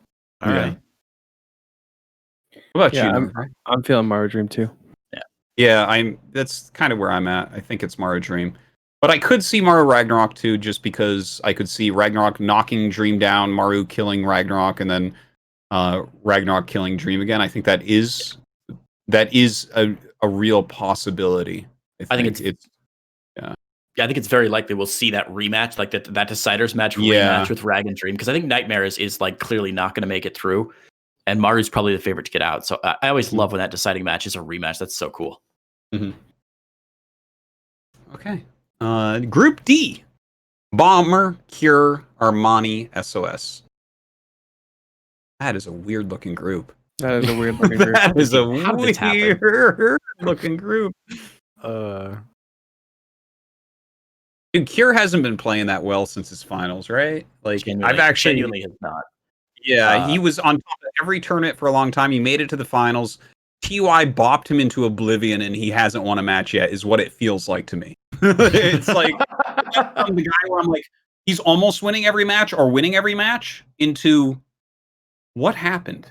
I will say, we just said that Dream is like going to surprise all of us. We're like, Dream's going to make it out, except for me. So all the real StarCraft predictors in this on the show, we're like, Dream's going to make it out.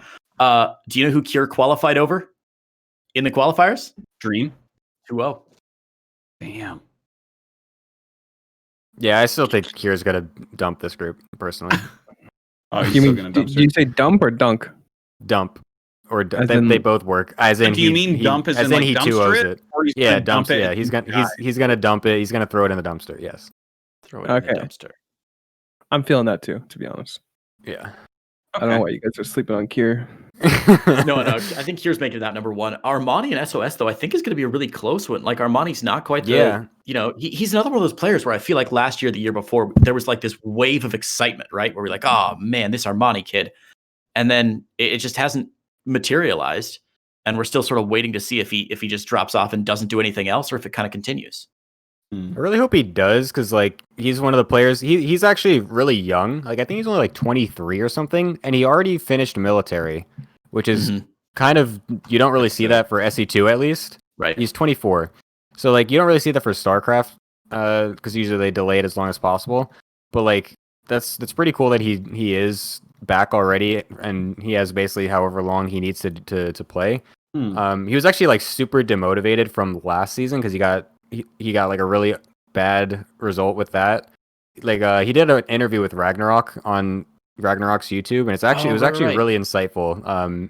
He seems like a really kind of like nice, down to earth guy that is really passionate, and like he was saying that he was completely he was thinking of retiring, and then parting told him to be like, dude, you finish your military, like use your time well or whatever, and he got like rejuvenated, blah blah blah. So like it would be good to have him continue to do well, so that way we have more players like him being active in the Korean scene, just with how scarce we're starting to get with how many players we have over there. So Right. I am hoping that he does really well personally. Okay. I feel like there's going to be another match very similar to the last match, where like the number one player, like because the top tier player, whatever it is like the clear favorite, and then I feel like those second and third players, Armani and SOS, are going to play in their match and play in the decider match, and it's going to come down to one of those, any given Sunday sort of situations where Armani and SOS are real tight. Listen, guys, did you guys forget about the whole Nexus thing? SOS has been handed a patch where Void Rays are like mutalisks, and there's a Tempest upgrade that does 40 damage to buildings. If you don't think he's coming out of this group, you're all wrong. Okay. SOS is GSL even. Okay. He's gonna do this weird Tempest upgrade rush where he just like kills your main base with Tempest or something. Like, I don't get out of here with your facts and logic. NoRegreT. What is it? Yeah. Seismic inhibitors or whatever the fuck it is. He's coming out with seismic inhibitors, Void Ray rush. Okay. Okay. I wasn't even thinking about that aspect of the patch, but I was thinking about the fact that every single year for SOS, I'm not kidding you, like go back 5 years or something. Yeah. He does shitty at the beginning of the year, and by the end of the summer, he picks it up and he fucking wrecks. And I expect him, based on previous patterns of the exact same thing happening, he turns it on at the end of the year. I don't know what it is. Is the fucking weather? The rain stops, and he's like, it's time. So I think SOS is going to smash out of the group. Yeah, no, it starts coming up. He's like, well, I have to play seriously because this is where I win all my money at the end of the year. Yep. I think he's going to round of 8 at least this season. I think he's going to bring it. And the thing is, he's one of these players that's so fucking inconsistent, but he's consistently inconsistent, unlike Zest. At the end of the year, he does well. Zest, we never know. There might be a whole year where he doesn't do anything, right? Where for SOS, every year, he's going to have at least one really good result in GSL. So you're saying Cure SOS? I'm saying Cure SOS. Yeah, Cure SOS, I think. Yeah. I don't want to sleep on Bomber, though. I thought he played pretty well recently. Bomber's going to get bopped, I think. Bomber's going to get bopped. If he just keeps practicing... Bomber's going to bomb. Yeah, maybe he'll do well GSL season 3 ready for next bombing? Year. Right now. He ain't ready. I've never seen Bomber put up an impressive game. Not one game have I seen Bomber where I'm like, this guy back on form. And I want it so bad because I love him. But he had one good TVZ this year. He had a good TVZ game this year. Listen, if this is how we're describing him, he had one good TVZ this year. I don't think he's getting out of this group, okay? No, I don't think he's getting out of the group too. But he plays a weird style, especially in PvT. He plays like the Heart of Swarm style, just like mass Marine Marauder bullshit. And it's like, if you don't expect it, it's really fucking stupid and you just die. But I don't think he's going to win. I love when people from those eras come back with their play styles from those eras and they actually do okay. It's like, what? Yeah, it's so weird. Why? Like, why is this a thing? Yeah.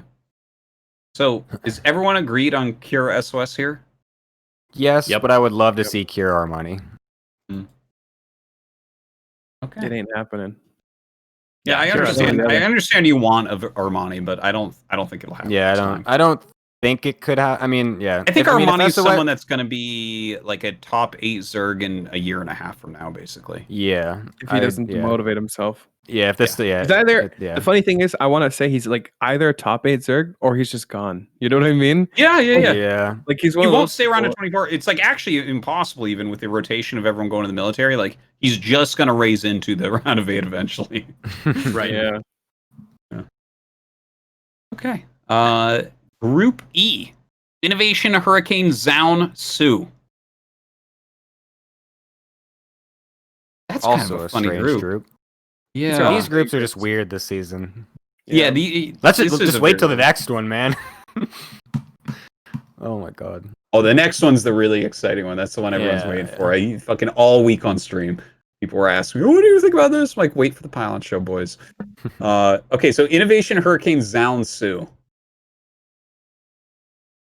Su. Yeah. No. What? What? No, keep going. Who said what? What? It feels like it just matters which Hurricane shows up because Hurricane's best play might get out of this group. But I mean, Innovation Sue, right? Like, come on, these are two of the most successful players ever. Yeah. Sue sometimes plays really bad. Sue, yeah, Sue definitely just does. Sometimes he does. There's been a couple times where he just really he looks not good. Like he takes the Roach Boy thing too hard and is just like, I don't even remember what a lair is, or I don't even remember what anything besides a roach is. So Corruptors get upgrades? You can make Brood Lords against Charged Out Immortal Archon? Whoa! So yeah, it's sometimes he doesn't look that great. I haven't seen a lot of his games personally to know exactly what he's in, what form he is in right now. But the safe bet is just to say that he and get out. Like Hurricane's been having a couple good games. Like in the was it the Olimo League or the ESL Cup that he won? One of those things. He had a couple good games in the War Chest League. So yeah, I don't know, but I still think Sue. Zaun has had a few good online performances as well, and he's another one of those guys that's already done the military, right? Yes, pretty sure. Yeah. So feels like that Zaun hype is very over though. Like he had a couple really good breakout ones, like the end of last year, but throughout this year he hasn't really kept that up. Like I mean, a couple here or there. On the 24th of August. Okay. Yes. 2 days ago. The Void Ray Adept meme. Yes, we went over the Void Ray. Listen, Adept I'm thing. just saying. We've covered it. Other than that, a new era. It the feels Void Ray like era is coming. It's here, I guess. There's only one player he can possibly Void Ray out though. 30% of my SkyToss games are mass Void Rays into SkyToss. Okay, get ready, it's coming. Oh yeah. We'll see. Let's see what kind. Let's see how many Void Rays he does make. It's gonna be a lot. That will be a direct like the amount of Void Rays he makes is directly relative to how well he does in this group. Let's say that. I think you're probably right. Who thinks Hurricane's gonna come out? Anyone? Not even Hurricane's number one fan, NoRegreT. Not even you. I mean, I feel like it could definitely happen. I feel like Hurricane has some really sick GSL preparation sometimes. Like I've seen, like remember when he's like taking down Rogue and all these other people with really well executed builds. Well, that super tournament, he did so well. My God. Yeah. I mean, I wouldn't go bet any real money on it. Like if I was betting, man, but definitely no money, but a shoe. Yeah, shoes are basically worthless, so I guess I would bet a shoe. No, I don't know. I feel like the easy call is Innovation Sue, but Innovation Hurricane is also not crazy to me. Okay. I think it's maybe time to move on to the group that everyone wants to talk about and hear about. Group F, last group of that round. Parting, Patience, Bunny, and a little guy called Bjorn. Never heard of it. Who got right through the fucking qualifiers. Right through them. We need Maynarde here. This is... Oh, man. Dude, okay, so Bjorn is back, everybody. In case you have been living under a rock, he smashed through the qualifiers. Creighton, tell us about Bjorn's playing the qualifiers. Well, so I only cast one of his series because he was out at the very first, so I only saw him 2-0 Cure. It was, and I don't want to overhype shit, but it was like watching Cure play against a better version of Cure from the future, like the fucking Terminator. Like Cure would try try and maybe sneak a medevac into base, and Bjorn was there. He would try and get some Reapers in, Bjorn was there. He would try and like counter, and Bjorn was already at his third base. It was really impressive play. And again, I don't want to oversell it because now I feel like people are going to go back through the VOD and be like, well, actually, Bjorn was supply blocked for 33 fractions of this game. Creighton doesn't know what the fuck he's talking about. I mean, that's always true, Gemini, but I don't want people to know that. So I don't want to oversell this. Well, he played really well. He looked solid. It's a delightful return to form, and I'm looking forward to seeing how well he does. Yeah, his qualifier run, for people wondering, 2-1 over Hurricane, 2-1 over Dream, 2-0 over Cure. So that was like when I saw that Bjorn advanced, I was like, oh, that is the sickest thing. Today's day one. He advanced on day one. Let's look at the bracket. And then that's a reasonable run to get into Code S. A finalist from this year, a top 8 from last season, and then Hurricane, who's like, he's a staple round of 24 guy or whatever. That's, I don't know. It's just, it's exciting as hell to see Bjorn back. This is just like, and then he tweets, Bjorn is back. It's like, damn, man. That was the sickest tweet. That was the most badass thing I've ever fucking seen in this whole game, dude. That was sick. Oh my god, I loved that. He is one of the most beloved players of all time. He has everything going for him to be beloved. Let me list it. He's a Terran player. That's all. He's emotional. Oh. His play is micro-based. That's it. That's him and Marine King are the only two that fill all 3 of those boxes. Okay? And 4, he actually uses his Twitter. Damn. He's got it all. It's like, oh, he just wins in every way. 5, there we go.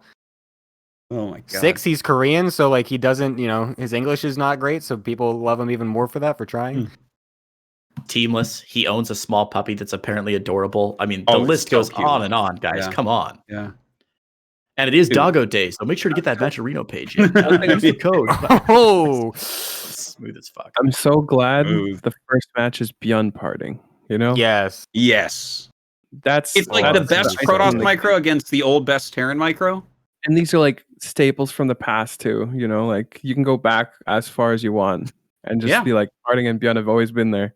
Literally. Like, it's quite exciting. Bjorn is actually even more old school. He was in GSL Season 1 as a Protoss player, and his ID was Bleach. So just to throw that in there. That is really exciting, too, because of the story of their control, because it could look so crazy because of that. Because I do want to remind people that Bjorn probably had the greatest difference between him and everyone else in Micro in his prime. Like, I've never seen anything like that. Where the reason the Reaper is what it is right now is because Bjorn made it get nerfed a whole bunch. Right. He was the only player on Earth that could do it. What he was doing was completely broken. To be fair, Maru couldn't do it. That Reaper was ridiculous. It was so stupid. To be fair, Thermal has some words about who can also do Reapers. Bjorn crushed everybody with his micro. Wrong. That year that he won, he literally, some of the things he was doing was like kiting against Protoss armies and not getting hit by Colossus beams. He was microing Reapers so hard that he got them nerfed. I'm going to tell this story again and again and again because it's the craziest thing on Earth. Maru was the next best micro. And Maru literally went 0-2 with the Reaper strategy that was so broken from Bjorn that the Reaper got nerfed because of the strategy. I think he might be the only person that ever single-handedly got something nerfed. And Maru went 0-2 and then just switched his strategy and 3-0'd the Zerg. And it was like, holy shit, if Bjorn was controlling those Reapers, the Zerg is dead. But even the second best micro in the whole world couldn't do it. So it's like, crazy. I like to take credit for the Overlord drop nerf. That's mine. You and Scarlet had something to do with that. Poor SOS, man. He just wanted a gold medal. That's it. Poor guy. He just wanted another one. I had to put him down. That was sick. The funniest thing about this group for me is that Bjorn is coming in as the lowest seed because he hasn't fucking played in however long, which is just hilarious. Like, Trap lucks the fuck out and gets Spear as his low seed, and Parting gets fucked with Bjorn. Yeah. Oh my god. So there's crazy. There's got to be an amazing clip. Yeah. Like he's like rank 4, 3, 2. He like on ladder. Feels bad for Parting. There's got to be an amazing clip from Parting's stream of him finding out what his groups are. And I can just hear it in my headphones now, that screechy, awful $5 tin can microphone. The side note for Parting is at least his other 2 players are Patience Bunny. Like those 2 players aren't necessarily a top tier players, honestly. Bunny's playing better than he ever has. Yeah. And Patience is super wonky on and off. Patience PvP is pretty scary, actually, sometimes. It can be. I think Parting PvP is pretty scary too. God. Yeah. I would say no, but also yeah, okay. Holy shit! Patience qualified over innovation 2-0. Yeah. Oh, dude. that sounds normal. That's exactly a Patience result. Yeah. That's exactly what I expect from Patience. Is he gets in over someone he shouldn't and then loses in the round of 24. Yeah. How many 2-1s did he have before he took down innovation 2? That's a great question. I bet there was quite a few of like 2-1s versus random people. Like, who the hell's that? My God, Patience. You know who dropped Patience to the lower bracket on his qualifying day? Ooh. Here we go. Fucking Coca, 2-1. Nice. There you go. That's exactly the result. Yep. That is it. Nice. That sums up Patience so well. Oh. And then he 2-0's creator, 2-0's Coca on the back end, and then 2-0's Inno to qualify. Dude, that was angry Patience. I can hear, I can see his like angry face already. As soon as he goes down. I love every time Patience is in GSL and Artosis mentions the same thing about how we know that Patience is good. We don't know why. That is like the most amazing. Every time he says, I'm just like, it's perfect. I like even like myself as well. I look at him. I'm just like, why is this player good? I don't understand. Like nothing he does looks like it should be good, but it is somehow, and he's winning. It's so funny. Do you remember that in-depth episode where we looked at Patience versus that third player, and we're like looking at his stalkers, the way he blinks, and we're like, could you imagine? Like these blinks make literally no sense whatsoever. It's one of the most fun things to do is to go over Patience replays and try to figure out why he's good. That's what we did. Because there's not he's good. He's very good. He can kill everybody. Why is he good? Because when you watch his play, everything he does, you're like, no. Like strategically, no. Micro, no. Macro, no. Movement of army, maybe. I don't know. Like it's he's such no. 4 no's make a yes. Is that what we're at? He's the only player with 4 no's. I love the idea of Artosis watching a Patience replay and like puffing on a pipe like Sherlock Holmes, like, yeah. What is it about his play? Trying to sleep it out. It's one of my favorite things to do. Yeah, it's really funny. By the way, someone in chat was talking about Starcraft ladder rank. So I just opened up Starcraft 2 Revealed just to check where these guys are all at. Because I think that this kind of adds something fun to it. Number 1 on the ladder right now, just below 7k MMR, is SOS. That sounds about right. I told you, this time of year, man, he just peaks. He's like, okay, it's time. And the thing is, for SOS to be number 1 on the ladder, I'm getting chills even talking about this. This strategic fuckery that he does, right? Like he is... Like you would imagine when you're playing against me, like, oh, this is SOS. I know he's going to hide a Nexus in my main or something. It's like, no. The fact that he's that high in the ladder means he has to have like solid mechanics too, right? No, like, how many Void Rays did he make though? Is it the week of Void Rays that have just pushed him? Because like look at the European ladder where like Goblin and Max Packs are suddenly at their highest MMRs they've ever had in the fucking world. Damn, those would be Void Ray guys too. You're right. Wait, do you see Parting's record? Damn. Dude, Parting's record is nuts. And 8 at 6'9". That's 105 and 8. I think I'm linking you to this so you can show this on screen. I think the thing is that insane.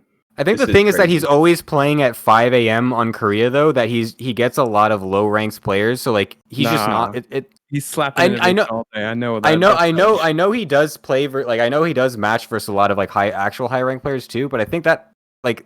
There's no way that you're actually 105 and whatever, like an 8 or something, whatever you just said, versus only the highest level. Like, there's definitely something with the time that he plays, a little bit, at least a little bit. I'm not trying to totally discredit it. It's insane. Like 2 a.m. still get pretty good matches. Like pro gamers. But honestly, if you want to get the worst, you queue at like 7 or 8 a.m. That's when you get like Chinese. That's when he plays. That's when he plays. Yeah. He always like, plays. As soon as it hits like 11, 12, you can start getting good matches again. Yeah. So again, I'm not saying Parting shit. I'm just saying there's like some little bit to it. But yeah, Parting's ladder rank is nuts. 6'9". It's insane. It's crazy. Yeah, that's wild. That's wild. Bunny, by the way, though, 6.7k, 8th rank. It's pretty damn good. That's pretty damn good. Yeah. And he's 5th rank too. Yeah, another one. Yeah. Look at that. Damn. The fuck? Bunny's about to turn up 4-0 this group in like, straight Maru fashion. and then he's gonna tweet Bunny is back. Bunny is here for the first time. Oh, look at this. Prince is 26 right now and he didn't make it. That's crazy. That is crazy. I I'm looking for Beyond. I guess they don't have Beyond identified. I have Beyond in some of these barcode Terrans. Oh. Yeah. He's probably all of the barcode Terrans if I know Beyond. Probably, actually. Okay. Yeah, I think that adds some kind of interesting context, though, for the group, right? If Parting is number 2 and Bunny is number 5 on the ladder, is it so simple? Beyond is Beyond. So who's coming out of the group then? That's my question to you guys. Jeez. We can't know no matter what anyone predicts, we can guarantee none of us have any amount of certainty with our pick. We're just like, no. We think it's this. Beyond's coming out of the group. Come on. Beyond's coming out. Beyond Parting. It's easy. I mean, yes, I will say Beyond Parting, but it's like I haven't actually seen enough Beyond games where I'm just like, yeah, but I mean, yeah, I guess so. Now, Artosis, you've seen more games than any of the rest of us put together. Is there going to be a difference, though, with Beyond playing online in the military? Will being at the GSL studios make a difference for his performance? Will there be some sort of unexpected? I think he's clutch. Like, I think we're more likely to see Bunny panic than Beyond, right? Wow. Beyond doesn't have anything left to prove. He wasn't on a team, and he won GSL, and then he won BlizzCon, and it's like there's nothing left. You know what I mean? He'll slip right back into it. And yeah, I think so. I do think so. And he's. Yep. That was a genuine question. I had no idea what his mindset was going to be. I think he's going to show up. I think I don't think there's going to be like he actually had mental blocks early in his career. Like he talked about that a lot when he rose up. That it was like he just was too stressed and would panic and not be able to play well. And then he just kind of got over it, and now he can deliver. So yeah, I'm thinking. I bet he's probably gonna try even harder than before too now, because it's like his comeback. He's out of the military. He can do whatever he wants with his life now. It's his, right? Once you're done military, that's it. It's like you're out of your mom's house. Beyond, let's go. It's. I mean, you still might be his mom's house. I don't know. Shit's expensive here, but you know what I mean. All right, who's getting out of the group, guys? I'm saying it's Beyond Parting 100%. Yeah, I'm feeling Beyond Parting too. I'll go with that. Yeah, I'll say it as well. Damn. The order might be weird. Like if it's Parting first, Beyond second, or Beyond first, Parting second. I don't know. Yeah, I feel like Beyond first. What, Creighton? What did you say? No, I was talking about the group order. I'm just trying to think it out in my head. God, this one gives. I have more concerns about this one. This is one of those I legitimately could see this working any 4 ways. I mean, I think Beyond and Parting probably favored, but I would not be surprised to see either of them slip up and miss something. God knows because the qualifiers were played before the Void Ray patch was in, and that could change things. Bunny often surprises me with how well he does compared to how well he's supposed to do. Because I feel like I've called groups before. I've been like, Bunny's going to be out of here, no problem. And then he's. Yeah, that's true. I think Beyond Parting is a safe pick, but this is the one I have the least margin of confidence in for sure. Okay. I don't know if it's group of death, but it's group of uncertainty for sure. There's so much uncertainty, like between the builds that Parting brings and then just Patience being there. Because Patience is just like, I feel like Patience, like this group is this beautiful cathedral, and then Patience is the brick we threw in through the window, you know? Shit. Patience is the fire that burned down Notre Dame. Come on. I love that Patience is in this group. I just love throwing Patience in any group where it's like, oh, yeah, it's gonna be a fun group, and then Patience in there, like, okay, now it's gonna be an even more fun group. The only thing that could have been better maybe was SOS. Throwing SOS in there, and SOS Patience, one of those two, you know. I just can't believe SOS is number 1 on the ladder right now. Like, what? I mean, is that a 1-0 account or was that GM? Like he actually has games on that account. 21-3. Okay, I believe so almost Grandmaster. Almost. So he might have left figures on there. I don't know. Still, it's 7 km or I mean, that's always near the top of the ladder. Maybe he was playing at 5 a.m. too. Gemini. I'm not okay. No, he's on Jin Air, man. I'm not trying to be that guy. I'm just I'm just okay. I'm not actually trying to be a hater. You know what? I'm gonna set my alarm clock for 4 a.m. just to get really sick win rates. Who isn't doing that these days? Well, that's where like a regular schedule is going to start winning then when all you guys are playing at 5 a.m. Yeah, man. Okay, that's the real play. Yeah. Okay. So general consensus beyond parting, but a high margin of no confidence.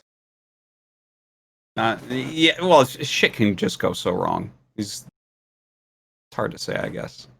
I'm excited though. Beyond vs. Parting is just going to be the most hype match of the whole round, no matter what. Like that's going to be like just Beyond coming back, and then having it against Parting is just so silly. It's like this is not how this is supposed to go. It's not going to get robbed by any way. You know what I mean? Like, what if it was Patience Beyond or something? Oh man, we could get the biggest robbery of life, like just a disgusting blink all in or something or whatever.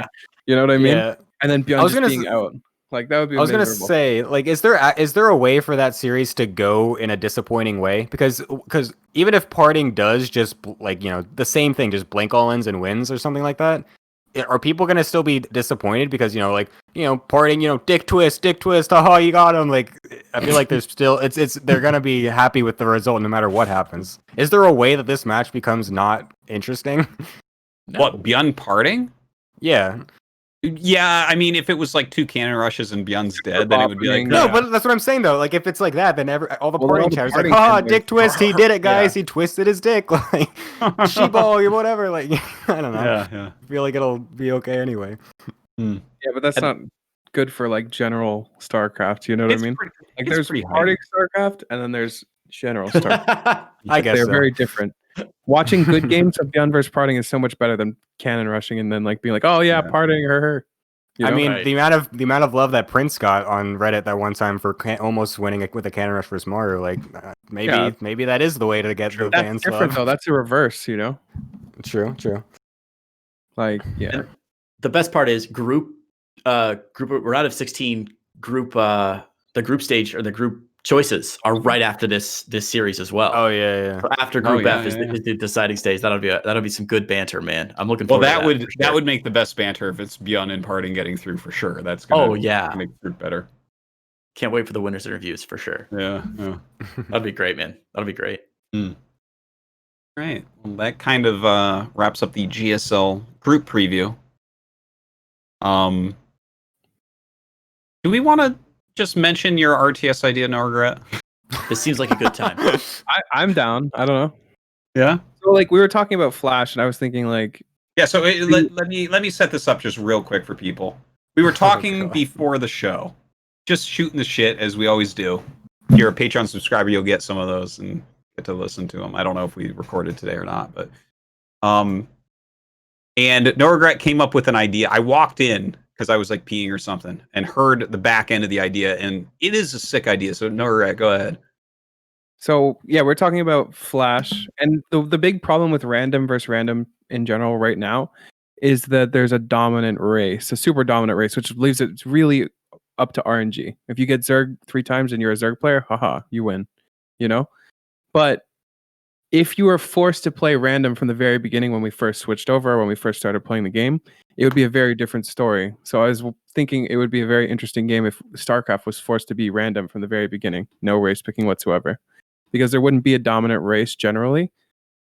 There might be races where you have mechanical like advantages or whatever, but overall it should be pretty flat and fluid. So that would be really, really cool. I think that'd be really high highs. Like the players would be so dominant.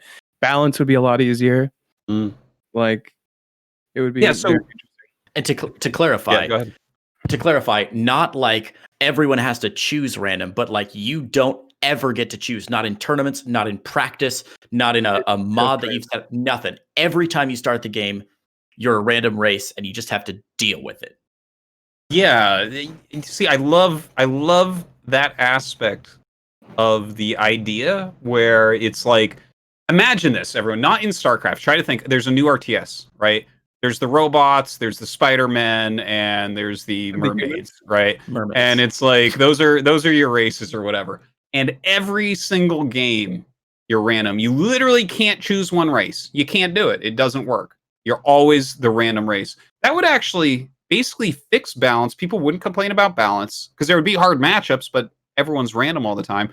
And that beginning era of RTS play, that first era where it's won by like kind of creative players, and this is what people always harken back to, like, oh, the times were better back then. They were more talented and stuff.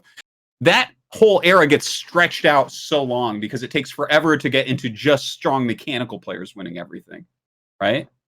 That's exciting. I like the idea a lot. Chat is missing the point. They're like, we're just 100%. instantly versus game where I don't get them. That's not the point, chat. You wouldn't have like these favorite races. It would be a part of the game to play all three. Yes, that's what the game is there's 3 races and you get one. Yeah, what are you gonna do? Have your favorite race just insta leave 2/3 of your games? Yeah, other people in the chat saying it would increase RNG. It would definitely decrease RNG because if you're playing a random versus random game, you're going to be even more adamant about playing builds that work versus all 3 races. And you'll be even more adamant about scouting. So RNG is going to go down, if anything. Like, I don't know if I agree with that take. Yeah, okay. Let me give you an example. It's a PvZ. You can go proxy gate. You can go cannon rush. You can do this. If you're Protoss versus a random, you can't do a lot of shit just because if they get Terran and wall off, well, there you go. Your proxy gate's dead. Your cannon rush is way worse. Like in that aspect, you have to pick a build that's neutral against all 3 races versus if it's a Zerg and you're like, I'm going to go proxy 4 gate, it's going to work probably, or it has a high chance of working. That's very different. So in that aspect, it definitely decreases RNG. Period. Well, yeah, if you're trying to choose strategies with high win rates, it's against certain races at the very start too. Yeah. Like, can't 12 pool, like that's not going to be a thing. If you get a Terran, you lose. Like it would be, yeah. I think overall we would force people to play even more standard, well-rounded builds, especially at the pro level. Like maybe at the lower level, you get Zerg, you're like, I'm going to 12 pool, I don't care. Like sure, but that won't work at the top level. So I think it's a really fascinating idea, just based on how long it would stay in the phase where it's not purely mechanical. It would be so strategic and stuff for a really, really long time. And it's like, it would be fun too, because then you'd never really whine about balance because you'd get that same side of the matchup that, it's like you kind of know how to play. Like chess players don't whine about balance because they have to play black and white. Right. So they know when they're playing black, they're disadvantaged. And that's fine. It's just the game. And don't forget, like right now, the entire competitive scene and every single aspect is set up to support people who play one race. So I'm talking about things like the organization of tournaments, the creation and evolution of maps. Something we haven't even thought about. Like, because right now our maps are very specifically built for people who are like ready for this one thing. So we have to worry about fucking Reaper jump up spots. You can make any map. Anything not anything, but you have to be ready for this contingency. It would change everything. So I feel like everybody in the chat who's like, oh, it won't work for this specific reason. Come on, guys. This is a concept that we're talking about. Obviously, we can't apply it to our current knowledge and look back. It would change literally everything from the ground up about this game. That's such a good point, though, that like you can do any map you want. You could make any fucking map and it's balanced. Right? It's like, because like the bug people are good on this map, but both people get the bug people 1/3 of the time. And so like, it's that would be really cool. It's such an interesting lens to look through. And if everyone's always having to play random, you don't get these weird coalitions of people whining against a race or anything. It sounds like a good idea, man. And don't forget, even the player like would be so important, so much more important than even the race and stuff. Like there's so many swings of like, oh, this player only won this tournament because they're pro top, blah blah blah.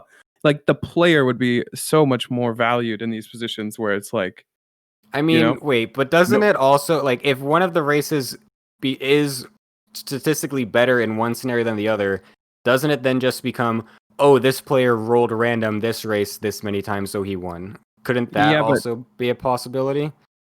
Well, okay. No, go ahead. The hope is that by the time we get to further down the pro scene, like more and more stable, the play styles would be more like not specified. Like, oh, if I get Zerg 3 times in a row, I just bop. You know what I mean? Like statistically, you're supposed to get over a long period of games, it would be a 33% chance, right? So maybe like it would be really weird going into a tournament being like, okay, I'm going to prep for my Zerg versus random, and I'm going to hope I get it this many times, and if I do, I win. You can't do that anyways because you can't even choose it for practice games. You can't choose Yeah. race. Yeah, But I don't think you should either. Also, the balancing would be a lot easier, I think, because you wouldn't have lobbyists, right? You wouldn't have the fucking Zerg lobbyists that are like fucking riling up every Zerg player on Earth, and then also trying to get the Terrans on their side for how to nerf Protoss, right? This would be more like everyone is every race. So you're like, okay, guys, here are the 3 things we're doing to make this race weaker. And then that's the thing too. Like, if suddenly really you have people that are like, you know, no one's even going to complain. If you had a problem with ZVP and you played random, you would want it to be fixed for either. Like when you get Zerg and you lose, or when you get Protoss and you lose. Man, would that really suck? I want Protoss to be buffed. And this is something that NoRegreT has been like dancing around and kind of talking about. But this is why this idea is so big brain for me, Jake. Not just mechanically and like from the the mechanics and structures of the game and plays and everything, but psychologically, the approach to a game like this would be completely and totally different for players, for organizers, for spectators, for everyone. You can't approach this game in the same lens you use to talk about Starcraft. You can't use that same lens to even observe game X, Y, or whatever we're talking about here. That's why we're talking about trying to put it into like a different RTS, like a new RTS comes out, it's forced random free races. You got to think. You can't think like, oh, the macro will be weird and somebody will complain. You got to think like hugely on a huge perspective about how this would change psychologically the entire experience of we're an going RTS. from 20 years of being able to select races here. So I feel like we're still just kind of disregard. I feel like we're like just assuming everyone's going to be like an honorable, like, oh yes, everyone gets 3 races all the time, like no matter what, like yes, that's the way it has always been and what it is, and like we're just like, okay, they're just going to accept that.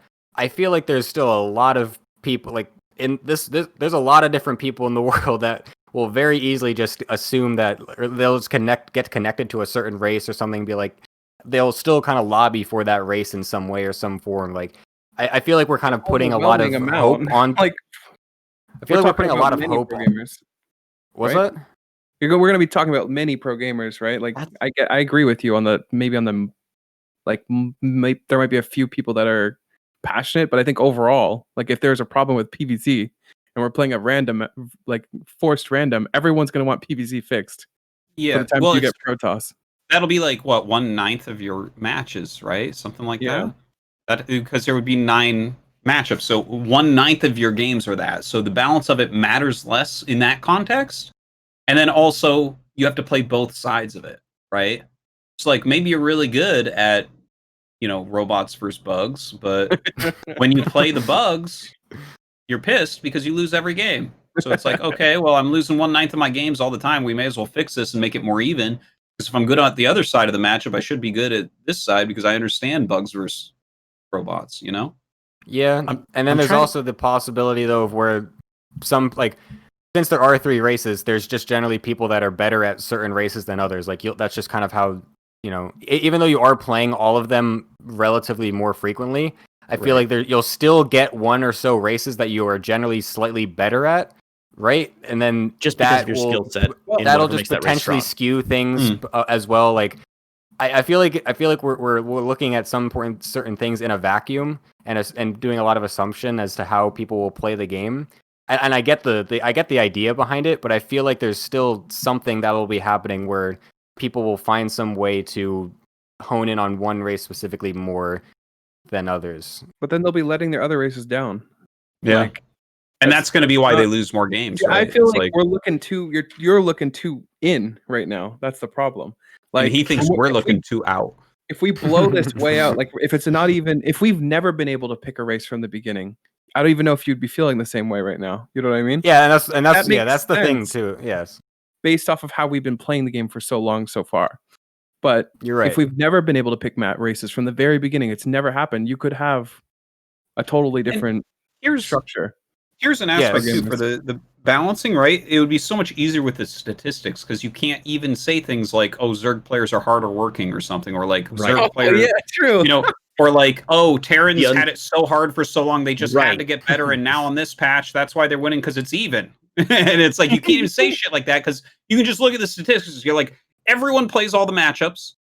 this matchup's win rate is this. We know it's wrong. Let's get it 50%. Because getting shit to 50% in StarCraft 2 doesn't actually fix things. We have different amounts of good players for different races. That is right. There is truth in that, right? But you can't say that in the all random game. It's just like, nope, everything needs to get to 50 or as close as we can get it, however we do it. And that's a good way to balance. What if it's it not becomes just like making Protoss what if all it in every game? what if it becomes a Beyond thing and only just one player is good at the one strategy with the one race and everyone else is shit? How does it balance then? You murder that player. Then that player's the fucking bone draw. Cool. Oh, okay. Yeah, what do you mean? sick. Like if they for, get for 1/3 1/3 of his games. For 1/3 of his games. That's a thing. Yeah. Or maybe even less than that. Maybe I'm 2 not- nights in the game by the way, because I'm the not saying strat doesn't work in one of the matchups. I'm not saying this idea is flawless, but perhaps we'd have to play more games in a series, instead of a best of 5, it might have to be more. Yeah. If we Yeah, wanted maybe it best to of be, more fair, because obviously getting 3 game, even a best of 2 or a best of 3, where there's 2 game, totally could get 2 races at the same time. Like, yeah, that could happen. But at the same time, they could get the same 2 races. Like, you're right. Yeah. And here's the thing. I think the idea is interesting as well. Like, and again, it's like impossible to know what will actually happen. I'm just trying to. I'm being the other voice and trying to see. Like, I feel like I don't know. We're both on certain ends of the spectrum. We have no idea what will actually happen though. I would like to see. It sounds interesting. I'd like to see it pulled away from StarCraft specifically because I think the idea of us being able to pick races is just too ingrained with this game. You know what I mean? At this point. But if it was a game similar to StarCraft, bugs, robots, aliens, whatever, like spider people. I want to go one level deeper, just real quick, right? Because people are like, oh, what about in a tournament? Like someone just gets unlucky and gets like this matchup each time. Here's the thing. My company that bought NoRegreT's idea and made this game, you guys don't know it, but behind the scenes at the big tournaments, I rig what races they get to make it more exciting. Nailed it. Fun. I love it. Shit. That does sound We fun. never get bad RNG in the tournaments at the end. It's amazing. Fucking nailed it. The only thing I've been thinking of is there like a real world analog to what we're talking about? Is there any other experience where you're playing against someone else, like another human player, but you don't get to choose your core experience? Because I was like, the only thing I could think of was like golf, where some golfers are better at chipping or putting or whatever. Every golf course is a little bit different, but they're not playing against another player. They're playing against the course. I can't think of a real world analog where like you have a specific set of skills and then you're only allowed to use them like in certain situations against someone else. Well, the one thing I thought, because Artosis brought up was chess, black versus white, but it's not quite the same either.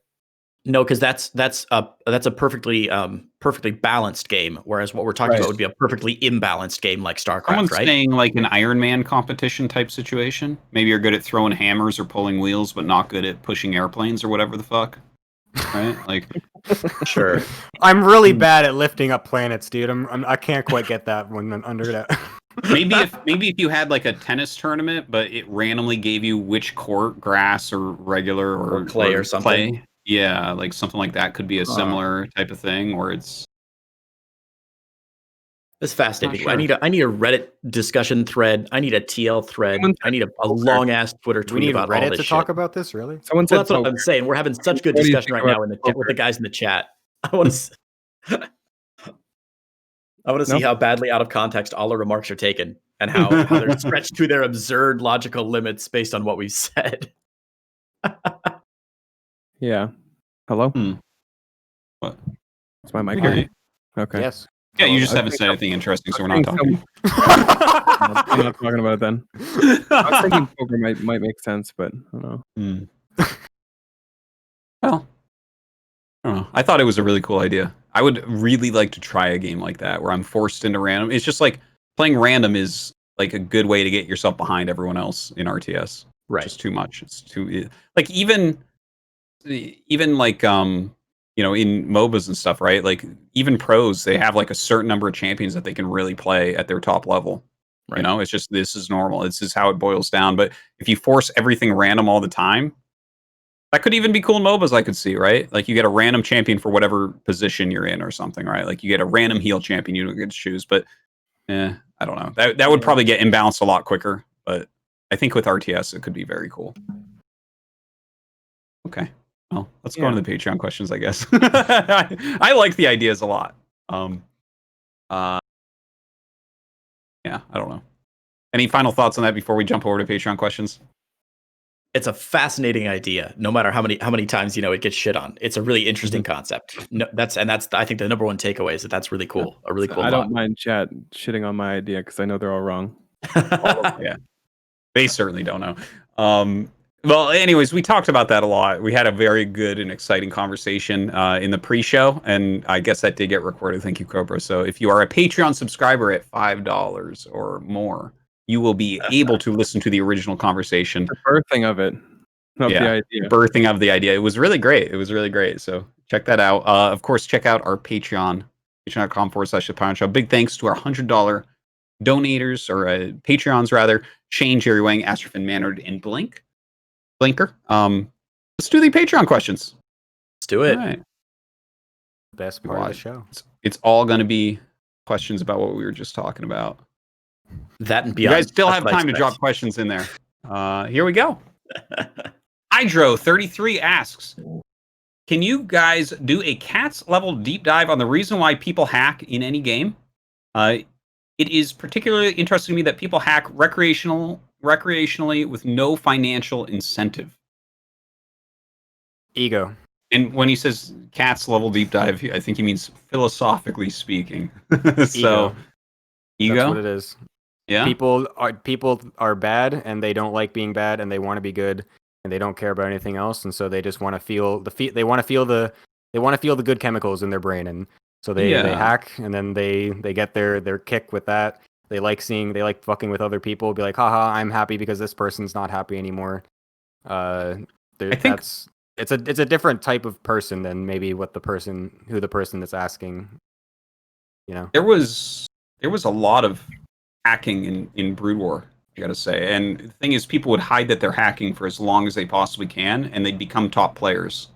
And they'd get that, like you say, it would really feed the ego quite a bit, because people are like, oh wow, Testy's so good, look how good he is. And it's like, well, and the thing is, I think a lot of these people would also lie to themselves and pretend that the hack doesn't really help that much. And then there's the other side of it, where they realize that it's 100% making them better, and they just do it because, again, like, haha, I'm trolling you, haha. Like Fall Guys, for instance. This game has been out for barely any time at all, and there's already people that do like float hacks and shit. They literally like just float above the map and just go to the end or whatever. Like, who are these people that they're so, like, they have nothing going for them in their lives that they need to fucking hack in a game designed for 10-year-olds? Like, it blows my mind. Yeah. Like, and the way they do it too, they're literally just like they're floating above you, and they're just like going back and forth. They're like, look at me, I'm doing it. Like, I could hack and you're losing because of it. Like, it's just, I don't know. They just want to get their little kick. They think it's funny. That's basically it, I think. So if you want the proper level cats deep dive, here's what I'll offer: is that you guys probably know I love this theory called Bartle's taxonomy of gamers, which says that gamers play games for different reasons. And two of the reasons that people play games are, one, to be better than other people, to have a sense of superiority, and two, to be an expert at the game, to be like to have all of the knowledge. And hacking allows you a shortcut to both of those end goals. And so people whose reward systems are not based around actual mastery, but are based around accomplishing one of those two goals, will advocate a hack as like a shortcut to that. And as you guys have said, it replaces the dopamines in your brain that you usually get the long-term release from actual mastery, and replaces that with the immediate hit of success. And that's generally why hacking and cheating occurs. You see this a lot. People talk about this a lot with, like, I know when there was that big Magic the Gathering cheating scandal a couple years ago, there were some really interesting psychological deep dives into why people who have been cheating for their entire careers will still do it when there's a camera on their cards showing them, like, in slow motion, doing that shuffle cheat where they were putting the land cards on the top of their deck to, like, stack their starting hand and stuff. Yeah. So I think that's usually what people say. That's that thing that you, what is that called? I want to read more about that. Bartle's taxonomy of player types. There's a researcher in the early 2000s called Richard Bartle who wrote a book called Designing Virtual Worlds. And it was like just as the very first MMOs were coming out. And it's one of the very first really, really deep dives into why modern games, like why players play modern games in the way that they do. It's a fascinating work. I can't recommend it enough. Artosis, I can send you I've got a slideshow I can send you that I did for a couple presentations that I did for a couple corporate events that have that has a lot of information about some links and stuff. I'll send it to you. That's fascinating. Thank you. All right. I've got like actual 5 head on the stream right now. So awesome. Yeah. Oh, that's super cool. Nerd. It's those of us who can't play games very well, study them, Gemini. It's like your gym teacher in high school. How your gym teacher's really fat. Shit. That's like me. I think you just those who can't teach gym. There it is. Okay. All right. Well, I hope that was a deep dive enough for you. Also, hackers are fucking pathetic. Stop hacking. Okay. Yeah. Thank you for the question, Hydro. Sorty Cannon asks, what race would be broken if there was no supply cap? How would the game be different? What if the supply cap was lowered to 100? Well, Zerg would absolutely be broken. There's no question. Yeah, no supply cap. Zerg's problem is it just explodes like when you get further and further ahead, you know? Mhm. So like could there be a unlimited situation where Terran gets really good because of siege tanks with a bigger supply? Yeah, but then we're getting into bigger supply of whatever counter siege tanks. Yeah, I guess so. Okay. Which I don't know. Yeah, I mean, yeah. I feel like Zerg would absolutely be broken, but it's possible I could be wrong. Yeah. Yeah, I think Zerg takes advantage of the higher supply earlier than Terran. You know what I mean? Yeah, for sure. Like Roach Max at 200 supply is so devastating, but imagine if it was like 250 supply or something. Like maybe never stop it. Yeah. Like a lot of Zerg compositions are like super strong for their supply limit, and then you're trading it, and then you want to trade your cheaper units for more expensive units, and then kind of keep going. But if your supply never ends, you could actually just keep going with like the cheaper units. Yeah. Like I don't know exactly how it would play out, but Zerg definitely feels too strong with that. I agree with that assessment. What about if the supply cap was lowered to 100? What race becomes strongest then? My brain shoots to Terran immediately. Yeah, probably Terran for sure. Especially with mules and stuff, you could actually just have lower worker counts. Right. Yeah, and Protoss supply in general like feels really wonky where there's like really supply expensive units. So yeah, like what are you gonna have like 4 carriers? Like yeah, that's you need like critical masses of certain things. Yeah, makes sense. Terran for sure. Like Terran bio at 100 supply is so scary. You know. Mm-hmm. So. I think we skipped over the most interesting question there is how would the game be different with those supply cap changes? Is it as simple as longer game with no supply cap, shorter game with lower supply cap?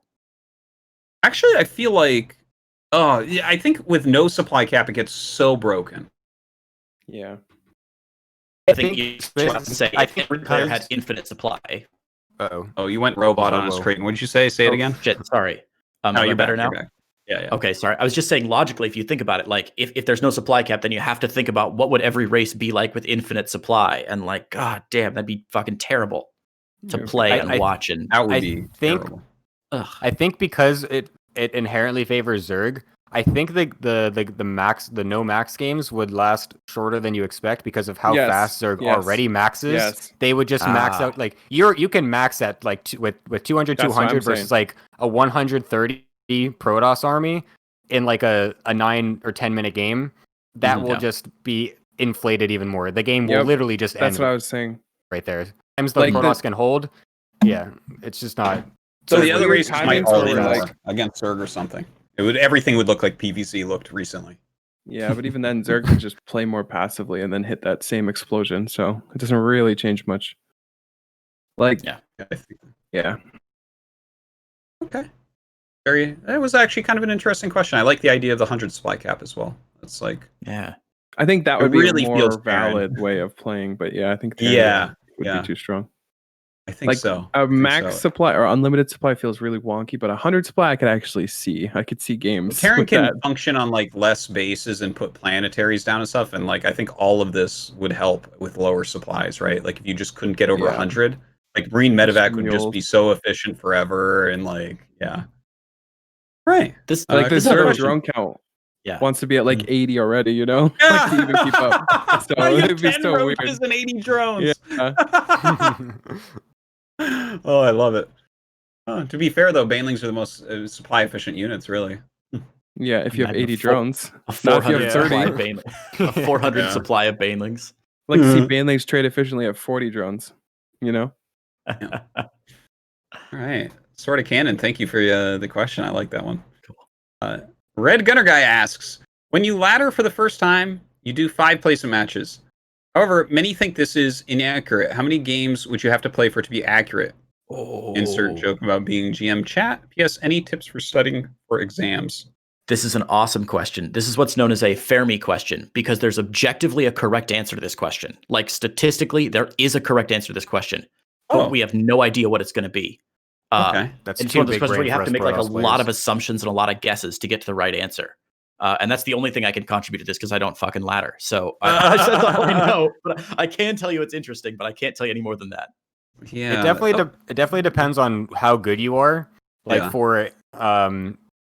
like are we talking about like someone that's like just making like an alternate account or something, or someone that's like just playing for the first time? Let's say it's someone. Yeah. What? No, go ahead. Go both. Go ahead. Because if it's someone that's playing as an alt account, then it's going to take a lot more games, obviously. But if it's someone with a just coming in new, it'll be less. Generally, like they do this right because you have the 5 placement matches, but then you have like it goes up to about 25 or 30. What's the fucking other name? It's like preliminary. Is it preliminary matches? Provisional. Provisional, yeah. whatever. Yeah, that. So it's an extra 30 or so games where you get plus and minus extra, like way more MMR. You get like plus 100, minus 100 to get you where you should be. And so like generally around 30 games, you end up where you kind of should be if you're a newer player. But if you're someone that's like way better and like just make an alt account, it'll take you obviously much more, like 40, 50, maybe even 60 games, depending on how good you are. So yeah.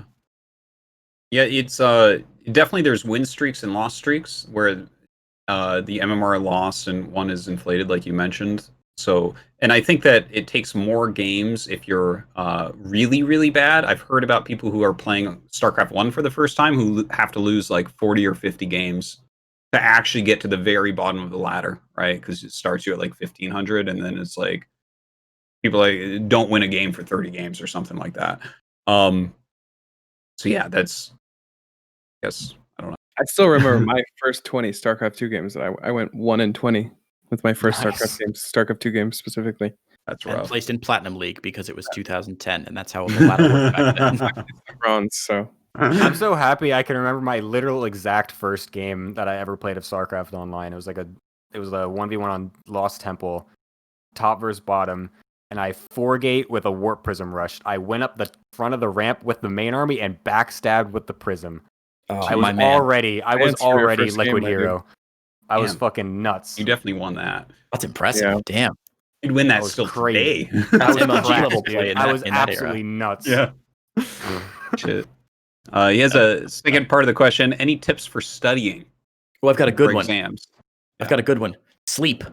If you're thinking of cramming all night, it's actually statistically more beneficial for you to get 2 hours of sleep than to study for another 30 minutes. Sleep. Damn. All right. Your brain retains the information rather than not having a time to store it. Sleeping is important. Very important. You don't ever want to be tired doing anything. All performance goes down. It's the ultimate enhancing thing to everything you do. It's actually the most important thing on life is sleeping. Like that. They like every measurement that you can find, basically, you will always do better with more sleep than more anything else. Until a certain number, right? Like however much sleep you need as a person.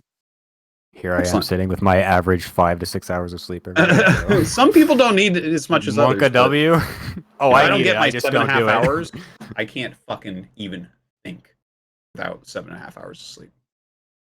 I'm going on 5 right now. It's not good. You cray. How do you do it? You're young still, though. That's the thing. That's what I keep telling myself. That's my excuse. All right, Red Gunner Guy. Thank you for the question. Zauber Garden asks, my questions are always heavily criticized and emotionally reacted to when Maynarde is on the show, which I love. I seem to be able to stir something in the big fellow with my daringly challenging thoughts. Ever considered to hire him as your regular co-host? Thank you much for the wonderful love for Maynard. As we found out on episode number 100, he's actually been the most invited guest. So at this point, I believe he's been on like 18 episodes. Yeah, NoRegreT's like third or something like that. You're really high up there. I forget. We actually did a chart with like the who gets invited the most. I had no idea what it was going to turn out. I had ideas of who I invite a lot, but Maynard has definitely been on the show a hell of a lot and will continue to be so. What a break. I will give that suggestion a +1 as well. I love Maynard. He's great. Great. Right. Optional player asks, I haven't asked a sentient food question before, and I still haven't. If StarCraft 2 casters were a band like the Partridge Family, what would the band be called? Oh, a band. Who would play what instrument? Guitar, drums, bass, tambourine, singer, sing backup, trumpet, xylophone, etc. Maynard is the band leader. It's given. Well, he is because he actually played in a band. Yeah. And it would be a certain type of band if he's the band leader. That's for sure. I think no matter who is who, I'm pretty sure Tasteless is the guy that's on the side that's like, with all like the groupie fangirls and stuff like that and like having a good time. He's the producer. He's got to be the guy with the tambourine, no? The tambourine, yeah. Nice. Well, I played trumpet and bass guitar, and I still do. And I actually studied opera my first year of college, so I can step in and sing if you need. But I'm more of a classical music guy than a rock and roll kind of guy. So Maynard rock opera, man. He'll have to train me up. Oh my God, we can do Tommy, which is already about a gamer. It's perfect. Oh, we'll just rewrite all of Tommy to be about esports instead of pinball. My God, you guys! Somebody get Tempo on the phone right now. Damn, yeah, we do have some musical people in this, don't we? I'm not actually a StarCraft caster, but I am a drummer, so I could technically go as well. I've got it. Oh, I just hit the mic with it. No, how awkward. Damn. I have a drumstick in my hand. Look at me, chat. Oh, geez. I can be the drummer and then hit my microphone as I try to sing at the same time. I'll be the guy that waves the flag in the back. I'm like, I'm friends with you guys, but I have no musical talent, so I'm like kind of in the band. I'm like more of a groupie, but like, the roadie. Yeah. Setting everything up. Artosis the flag twirler. Awesome. Yeah. All right. Optional player. Thanks for the question. Shampoo McTavish asks, for a while, PvZ has been criticized for being both imbalanced and boring. The pattern seems to be that Protoss pros have to come up with lots of deceptive strats in tournaments where they eventually lose as they exhaust their repertoire. Ideally, what does a healthy and fun PvZ metagame look like? Well, as both the Protoss and Zerg expert in this group today, I just want to. All right, let's hear it. Let's hear it, Creighton. How do we fix it? Go. Right, I'm going to give Take insight. it away, my dude. Neither of us are going to answer. This is all you. Neither of us. This is you. You got it. How do we fix PvZ? It's like you play Terran versus Zerg instead. A, make Void Race faster. B, make Tempest do more damage versus buildings. Those are C, both make High Templar feedback range slightly larger. Wait, no. Okay, Creighton, go ahead. No, What would you guys do? NoRegreT and Gemini. What does a fun and healthy PvZ? Okay. What was the best PvZ metagame that we've had? Can you guys give me your idea for that? I can, but it's covered in bias of Liquid Hero from Heart of the Swarm, where he would just do these totally like kind of he basically I remember a specific series in I Am Shanghai against Jaedong. He 3-0'd it and he did 3 completely different builds every game, and they were all very interesting, like super like those style of builds where it's like a 1-2 punch kind of thing. I loved those types of builds where like you open up with some sort of like early poke pressure and then follow it up with some other like extra like pressure to build onto it, and it like slowly solidifies into like a macro lead and you have like, harassment going everywhere. Mm-hmm. So like that time period was cool because it had a lot of different style of builds that you could actually throw out with a lot of different openers, like DT openers into Charge Lot and Will Archon, when Charge Lot Archon was not seen at all in PvZ. He was going, like Blink Colossus, more standard stuff. You can do like the Zealot Void Ray stuff. So back then, when it was like a lot of different types of builds you can go for, was very very interesting, and that's like the honeymoon phase of PvZ that I remember. Okay. I feel like Zerg early game has been shut down a lot. And I know this is going to be coming from a biased position as well, but I also feel like because it has been, we are pushing Zergs into a forced late game position where they're basically taking it out to the point where they know they can win the game. Mm-hmm. And I feel like that does make it bad. Like when we're just kind of sitting back and waiting for whatever Protost's going to throw at us and then just win the late game because of our army composition, our economy's kind of taken off or shit skyrocketed. I feel like it should be a better transaction of harassed from both sides, but not necessarily strong all-ins from either side either, you know, to try and make PvZ more active and more harassy, but not all-in-y. And also, I think the late game death balls of both races are really boring. Like, once we get to the late game death balls for both races, it gets really stagnant.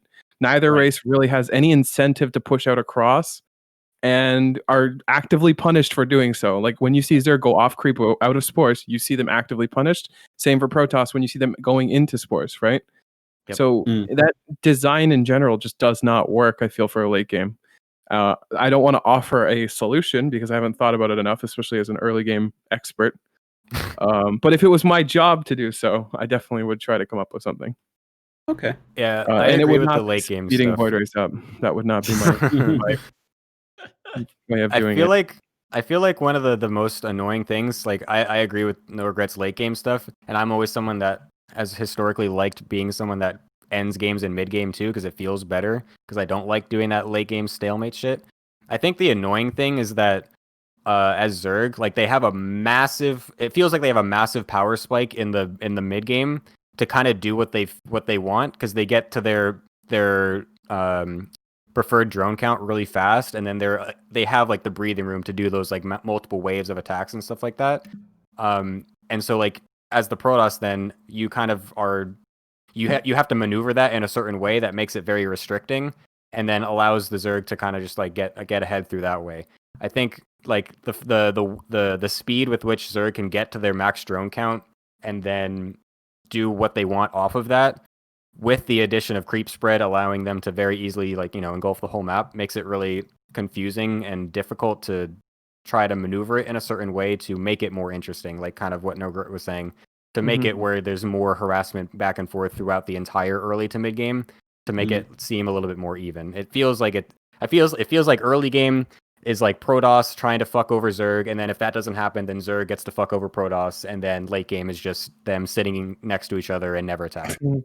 Yeah, I think I agree 100% with what you said, but I also feel like if that wasn't the way Zerg was designed, it would be a miserable race to play against Protoss, you know? Well, like yeah, given what we have right now, design, right? Like I totally exactly. Like it has to be drastically changed. Like if we took those mechanics out, like the game, it would just be unbearably playable for Zerg. But it definitely needs to go that way to make the matchup better. And the Protoss needs to be changed as well. Like it just cannot be the same way. Yeah, and again, I have no idea what that actually does. I've tried to think of it so many times, and I can't come up with something that is, you know, not completely game altering.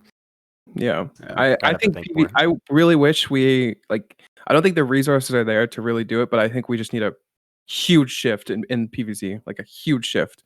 Like we need to open up more viability for both matchup or for both races. There needs to be more of a wide range of viability, because really Zerg has such a minimal way of playing, and Protoss has such a minimal way of playing as well. Like to make it completely viable, and it just becomes really boring. Like. Yeah, the late game shifted a lot. I think a lot of this, I've said this since the beginning of time, basically. I think a lot of it does come down to hard countering. The more hard countering stuff that you have, the harder it is to make the game really playable, because people will just rely on hard countering things. Things like banelings, force fields, immortals, vipers. These types of units make it really hard to consistently have beautiful back and forth, because they are the things that will fucking destroy your opponent in the right situation. And I think that's one of the big differences that you see as well between StarCraft 1 and 2 is there's just, you don't have that really in StarCraft 1. You have other things that are annoying and crazy and imbalanced, but like you're never actually just destroying people, generally speaking, which is, I think that's why PvZ has such a hard time finding a consistent middle ground like you guys are talking, because we definitely have had small eras where PvZ has been this beautiful, awesome matchup with all this back and forth. And then one side gets really good at abusing something. And then it's like, oh, man. That is a great way to describe PvZ. Holy cow. If you think about all the times Protoss were like dominating, they found something, they abused the shit out of it. And it was the same thing with Zergs. Like when the game was Infested Terrans? Oh, yes, I'll take 1,000, please. Yeah, yeah, I'll take an era of Zerg wins. Make it 2. We didn't have enough in 2012. Let's do it again in 2019. All right. Thanks for the question, Shampoo and Cabbage. Good ideas there, guys. Lord Philium asks, hello to Artosis, Cerebrate of the Stimkowski Brood, Gemini, High Priest of Trap, Creighton, Stairmaster of GSL, and NoRegreT, Betrayer of Shoe Eating. You could swap 3 units, 1 per race, from Brood War to Starcraft 2 and vice versa. Like trade Hellion to Brood War and Vulture to SC2. Which unit would you trade? So what units would you swap between the two? This is perfect. I literally you're going to destroy one of the games, and it's Brood War, so that game's going to get destroyed by this. Reavers. Give me Reavers. And give me High Storm from Brood War. Hell yeah. Oh, Storm from Brood War would be so hilarious in StarCraft 2. Those are the 2 big ones. Hell yeah. And you know the what? Reaver is fun. Everyone always says Reaver. The Tempest. Give it. Just take the Tempest. I don't even want a 3rd Brood War unit, but just give them Tempest. That's one of my trades. Look, I think Scourge is such better design than the Corruptor. That's exactly what I was going to say. Is that keeping not only with the Void Ray changes this week, if I wanted to score some points with my Zerg fans, but Scourge is one that I've always wanted to see in StarCraft 2. It wouldn't work with the current like mix of units. But it's an interesting design. We get land banelings and air high damage. I know, right? They don't do splash though. Would be PvC. Let's be real. Like Muta Scourge would be insane. Yeah, that would be so insane. Yeah. Corruptor is silly though. Come on, like Corruptor is just like no one's ever liked the Corruptor. Randomly can kill buildings and stuff too. And we're like, yeah. And it does like this really weird damage. It's not like consistent. It's like, and my building's dead. Like, like it's like, wait, what the heck is happening? Like the saddest thing ever. You're like, oh, I'm doing something, and it's dead. Like something that I've actually always been interested in, and I was actually just going to bring it up in the last thing we were talking about, is Arbiters instead of a mothership. I think would potentially be very it would have to be tweaked very heavily, obviously. But like as a way to help try and break up death balls, it could potentially be very interesting to have Arbiters instead of a mothership, because a mothership inherently what's the word? I can't speak. English teacher, by the way. Inherently wave of hands. Wave the hands that makes me help to think. It makes things death ball-y. Whatever. That's what I'm trying to say. I agree.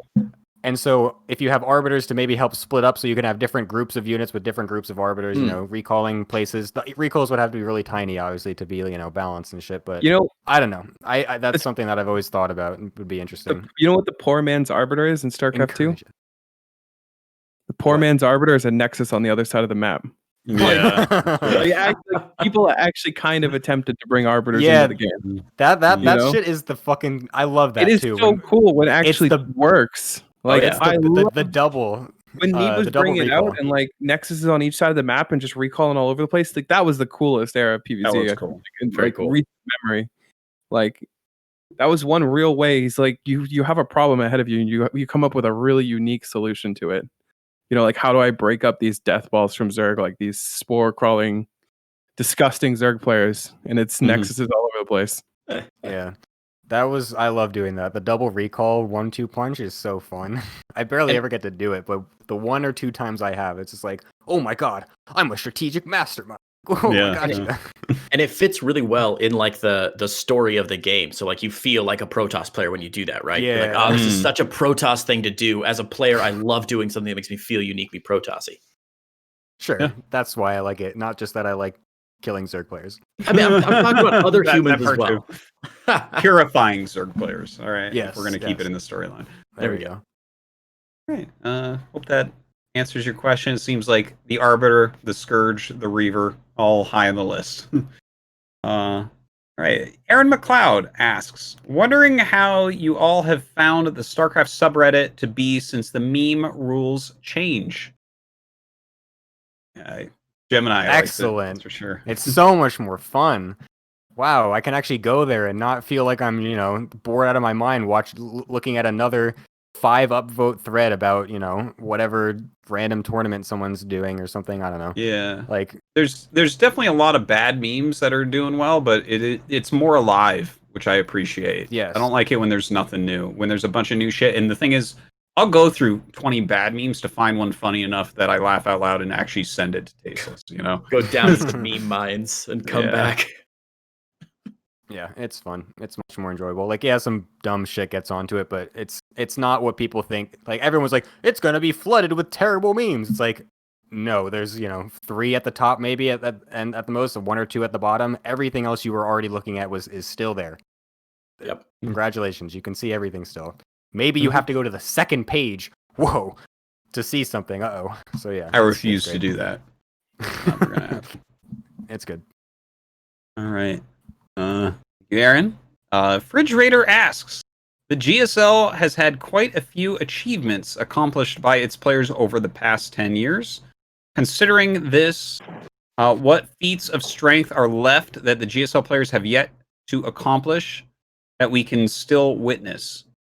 Is there anything crazy you wish to see? Foreigner winning GSL. There you go. That's it. That'd That's be the one. sick. That and I want the G5L Could be possible. trophy. Rainer expresses like huge interest in playing in GSL and huge interest in coming to Korea, and I think he actually could, run through GSL one day. That'd be fucking sick. Yeah.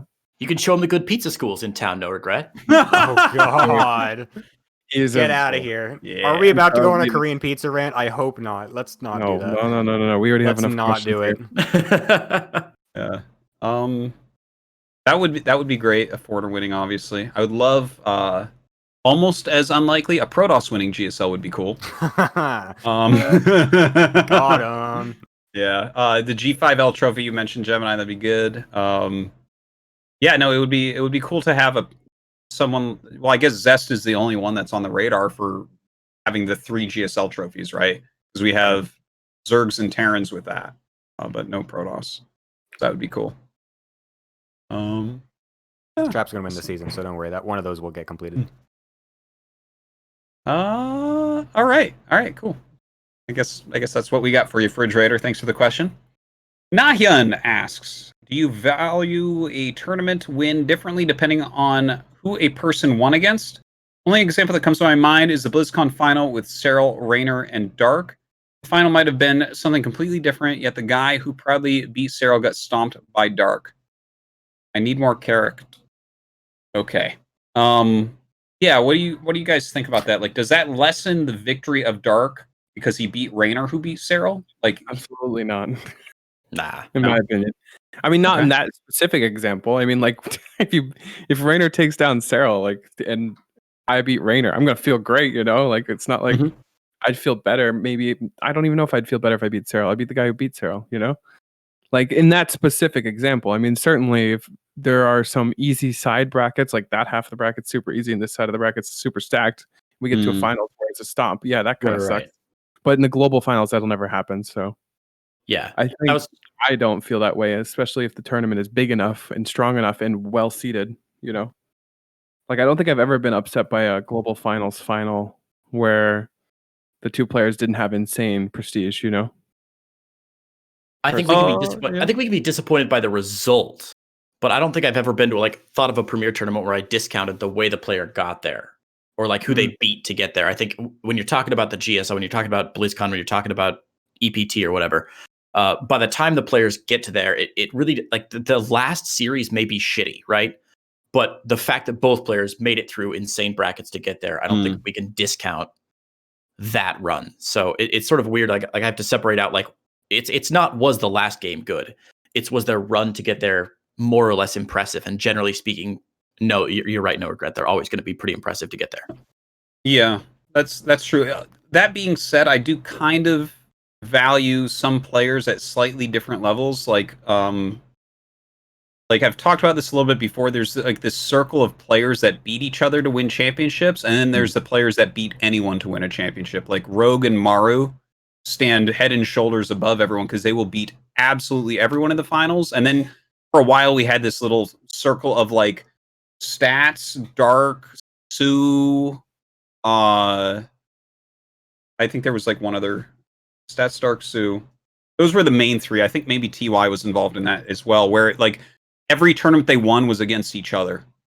And then every time they hit the people that like are like the champions that we think about that are like, damn, this guy's won so much. They lose to those people, right? So that there is this little weird architecture in my head that I look at like that kind of.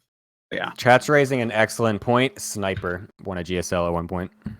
Well, that I mean, obviously, the further back you go, the less this matters, you know.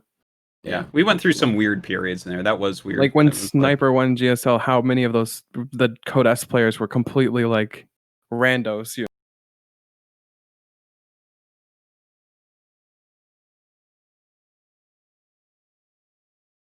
Or like, you know, coming up and going down, and like it was just so turbulent. Like that's not the same. That was a weird as Raynor taking down Cyril, and then Dark taking down Raynor. Right. Thank you for the question, Nahyan.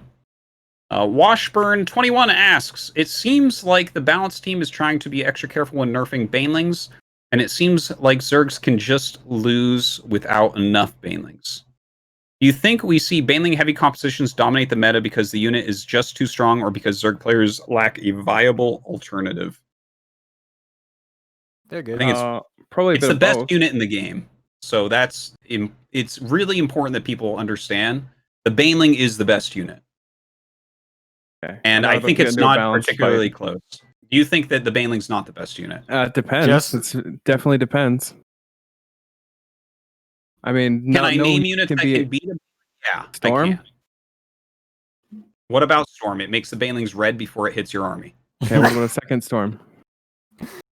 What universe are we in where this is occurring? You're right. Banelings can't be stopped against Protoss. They're just unstoppable. Almost.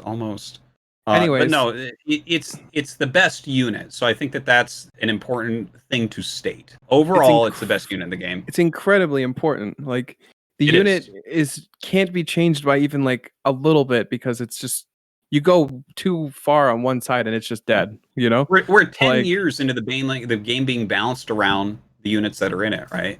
So like the baneling's been around for 10 years. The baneling specifically has such a weird spot too because of ZVZ. ZVZ makes it incredibly hard to touch it, because if you if you nerf it by like 1 or 2 attack points, it no longer kills Zerglings in one hit.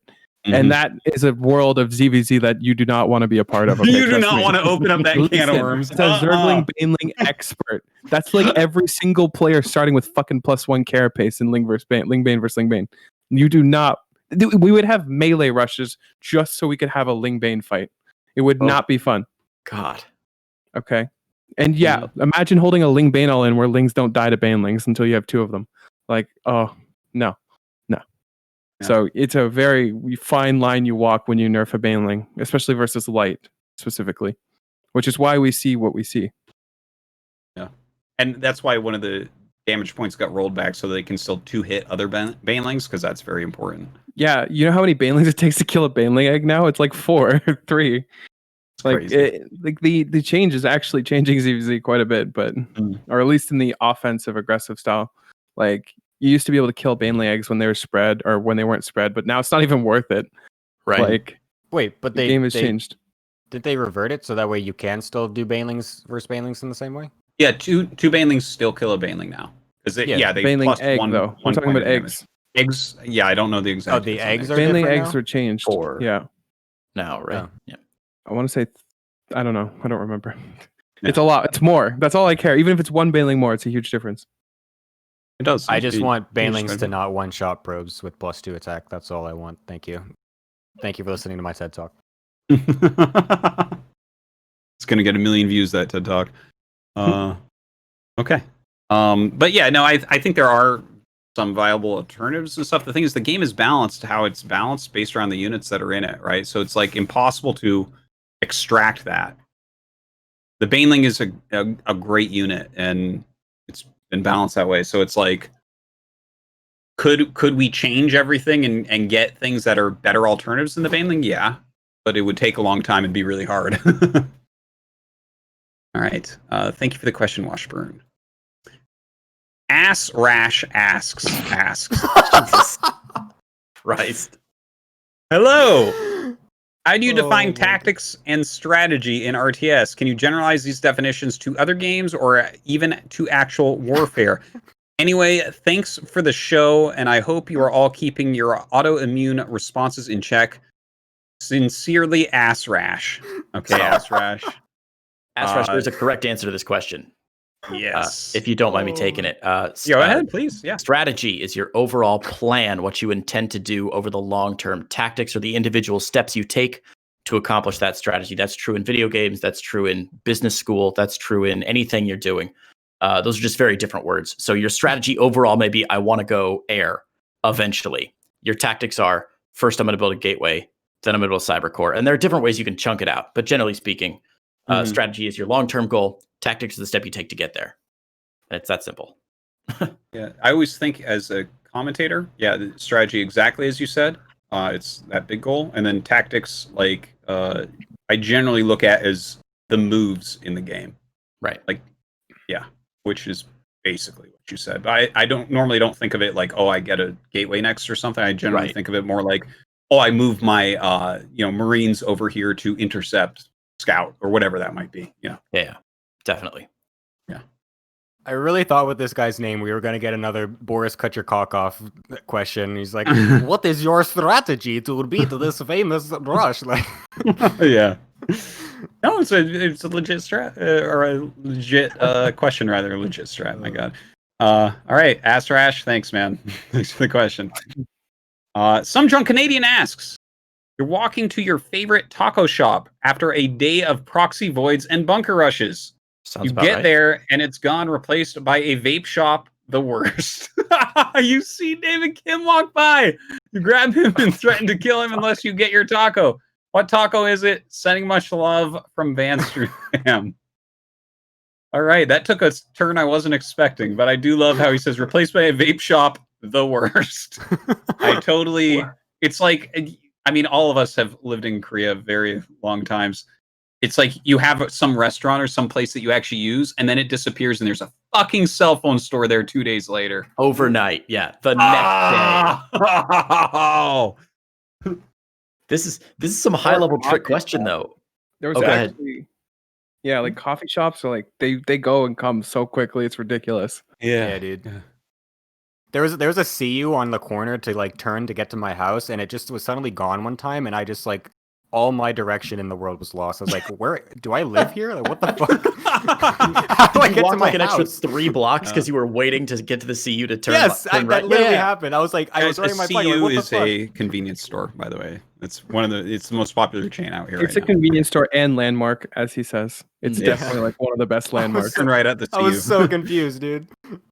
Yeah. This is an amazing trick question though, because if the taco shop is gone, then where the fuck is David Kim going to get our taco in the first place? In this case, are we like threatening David Kim? He's going to have to patch it in. Are we going to a different taco shop? He's gonna patch in the taco shop over there. Huge trick question. I don't know how that works. What's your favorite taco? I guess is the question, guys. Fish taco, lightly fried white fish, a little bit of coleslaw on top. Not the thick kind, but the thin kind, and some kind of dressing on the top. Usually a sour cream based dressing. Not anything better. Maybe some guacamole if I'm feeling spicy. All right. Creighton's cultured as fuck. Shit. Yeah, I was gonna say chicken. I don't really eat tacos. You basic bros. I don't know. Like, get out of Creighton's question right now. You guys are dirtying it up with your chicken fucking tacos. I guess you have an average thickness taco. Like, I don't know. Like, I'll send you guys the address with some good taco places in on Seoul. my chicken taco. I really don't. I like it to have taco ingredients. I don't know. And maybe a little bit of lettuce. I think lettuce is in tacos. Not too much lettuce, because then you can't eat it. It just falls apart. Speaking of which, guys, I don't think any of you know this yet, but Vatos. There's a Vatos that's right near the ASL studio. That's what I'm in talking Jamshil, but there's now one opening right near the GSL studio. Yes! Oh god, I can't wait to go back to Korea now. That's the fucking best taco place in all of Korea. It is. Vatos is amazing. So good. All right. Yeah, there you go. All right. Creighton is the only one with a good answer for you. I'm very excited about tacos there. You can tell how hungry I am.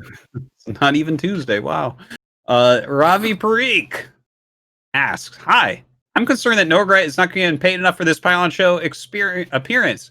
Not only can he not afford light, but he can't afford a vacuum, his floor, and is clearly sitting on his ceiling. Fuck. Maybe Jake could get a loan and repay it by eating a shoe. Thanks, bite-sized ice cream cone." I mean, I never saw it, but when he did point it out, I looked up and I was like, that does kind of look like a floor, like it's wood, I guess. But see, I guess I see what he's saying, but that's actually what like the roof in my house growing up was. Yeah. So, do you guys want to see my light? Here, look at this. Nice. Look at that light. Nice. That's pro. That's the lamp that was on my lamp? nightstand Like, when I was fucking 3 years old. Damn. Yeah, I went up north like kind of last minute, so I have my studio at home though. I'm sure you guys see my stream. It's not bad quality. Nice. Thanks, My Robbie. grandma has that exact one. All right. Thank you for the question, Fear Dragon. Probe, not the Australian one, he steals my thunder, asks, "Dear Artosis, I am the guy in the chat. Sometimes when I'm lucky, my dreams involve you cutting a Brood War Protoss like onions on your stream and then harvesting your tears to season my freshly grilled salmon with. With the nerf of the Baneling, is StarCraft 2 playable? Keep up the great content." Wow, I didn't know where he was going to go with this one.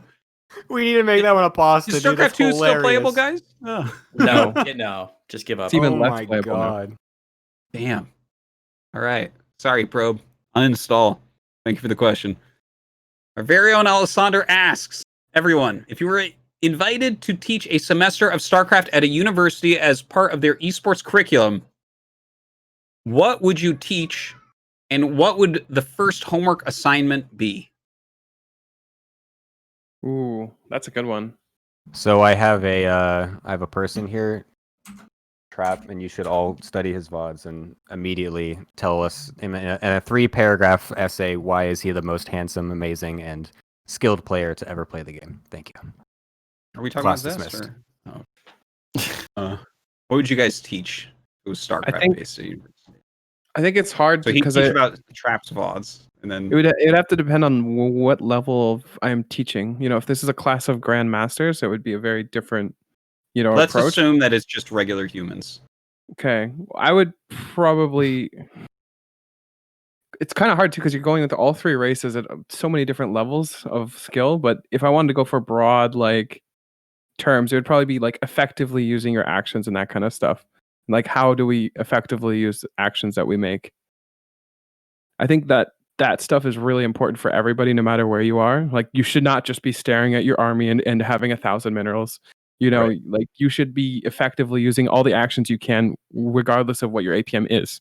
If your APM is 100, your actions have to be even more effective, So that would probably be something along the lines of what I would teach. Okay. Yeah, if it was if I was being serious, I would do assuming that they know how to play the game, they know this is this race, these are the units. Assuming that is out of the way, it's I would basically do a mechanics and general macro, this is how you should play, this is how you should use your keyboard, these are the most efficient ways to use what you're doing. Basically the old day 9 the day 9 mechanics dailies that he did. Right. I would that kind of stuff of camera hotkeys, efficient control group usage, stuff like that is super important. It's I get super anal about proper mechanics and stuff like that. Mouse movement, how you're supposed to use your mouse. Get triggered every time I see anyone make a box bigger than the unit that they're trying to select, shit like that. So yeah. Solid. All right. What about you, Crane? What would you teach? I have no qualifications for actually playing StarCraft. I'd have to teach some sort of commentating class or something, and even then, I'd be like an adjunct at best. But if I was teaching some sort of esports commentating or esports color commentating course, my first assignment would definitely be something with breathing, because every commentator I hear, and Artosis, you know how tough this is when you're actually trying to call a fight. Breathing is really difficult, and it's an easy way to fuck up your voice if you're taking really short breaths that dry out your vocal cords a lot, and it causes strain over the long term. So I definitely teach some sort of course about commentating. And then the first homework assignment would be there are a lot of really cool breathing exercises you can do to sort of train yourself how to breathe properly and make sure that you're filling up your instrument the entire time and like doing it in a really healthy way over the long term. Because you can fucking scream for 2 hours, but then you can't work for the rest of the 5-day event. So different take. Let me take it in a different direction as well from the playing or the commentating. Maybe I would teach something about like how to. This would be like more broadly useful, maybe like how to extract information from stuff, like looking at a group of replays and then just being like, okay, maybe you don't even know that much about StarCraft, but let's write down these 5 things and the result of the game and try to extract a bunch of information and learn from that. That's something that I do for myself a lot. And every time I do it, I'm like, holy shit, there's just patterns everywhere and you can learn so much by just writing things down, right, on a spreadsheet. Like if you take 5 numbers, any numbers you want, then suddenly you can look at like, oh, this is important, this number. And why is this important? Then you can look into that and kind of learn from that. So maybe I'd do something like that. Artosis, did you participate in that study a while ago where they were trying to find super predictors and they used StarCraft as a cohort for that? No, I don't know what we're talking about. Oh, it was really cool. So there's this. Sorry, I don't know how much time we have. I don't want to waste a whole lot of time, but like a couple seconds. There's this really fascinating movement right now in a lot of like a lot of universities and a lot of think tanks. And the idea is that there are some people in life who are just better at finding patterns, like you talked about, and they're known as super predictors. And so a lot of these think tanks right now are engaged in these huge, like nationwide, worldwide searches for super predictor people. And there was a cohort, I think it was 2018 or maybe even last year, where one of the universities, I think it was out of Australia, had reached out to StarCraft viewers and StarCraft pros and said, "Are you?" They gave us half a replay and put us on teams of 4 and asked us to predict what happened in the rest of the replay. They told us what time it ended, and then we had to guess what happened in between then and who won. That's it was really fascinating stuff, but it's I along would the have same lines crushed we're that. talking about. Yeah, no, I you want would to have fucking that, nailed dude. it. That sounds fun. It was really fascinating, and my group only did the first 2 phases, and we didn't get invited back. Damn. But it's a really cool format. But that's something that like a lot of universities and stuff are really focusing on right now is how people make those decisions based on limited data sets, because that's the major complaint about university students, especially undergrads coming out, is that we're generally unable to make good decisions based on the limited information, because all of our college classes right now are all about, okay, here's all the information, sift through it and make a good decision. Whereas they need more people who are better at take 3 pieces of information and sort of fill in the gaps. That's fascinating. Damn, I wish they had.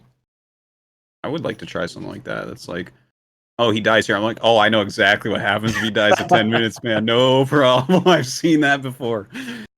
All right, Alessandro, thank you for the question. That was a good one. Pulse asks, dudes, what if NoRegreT's idea is you need to play all 3 races for a game?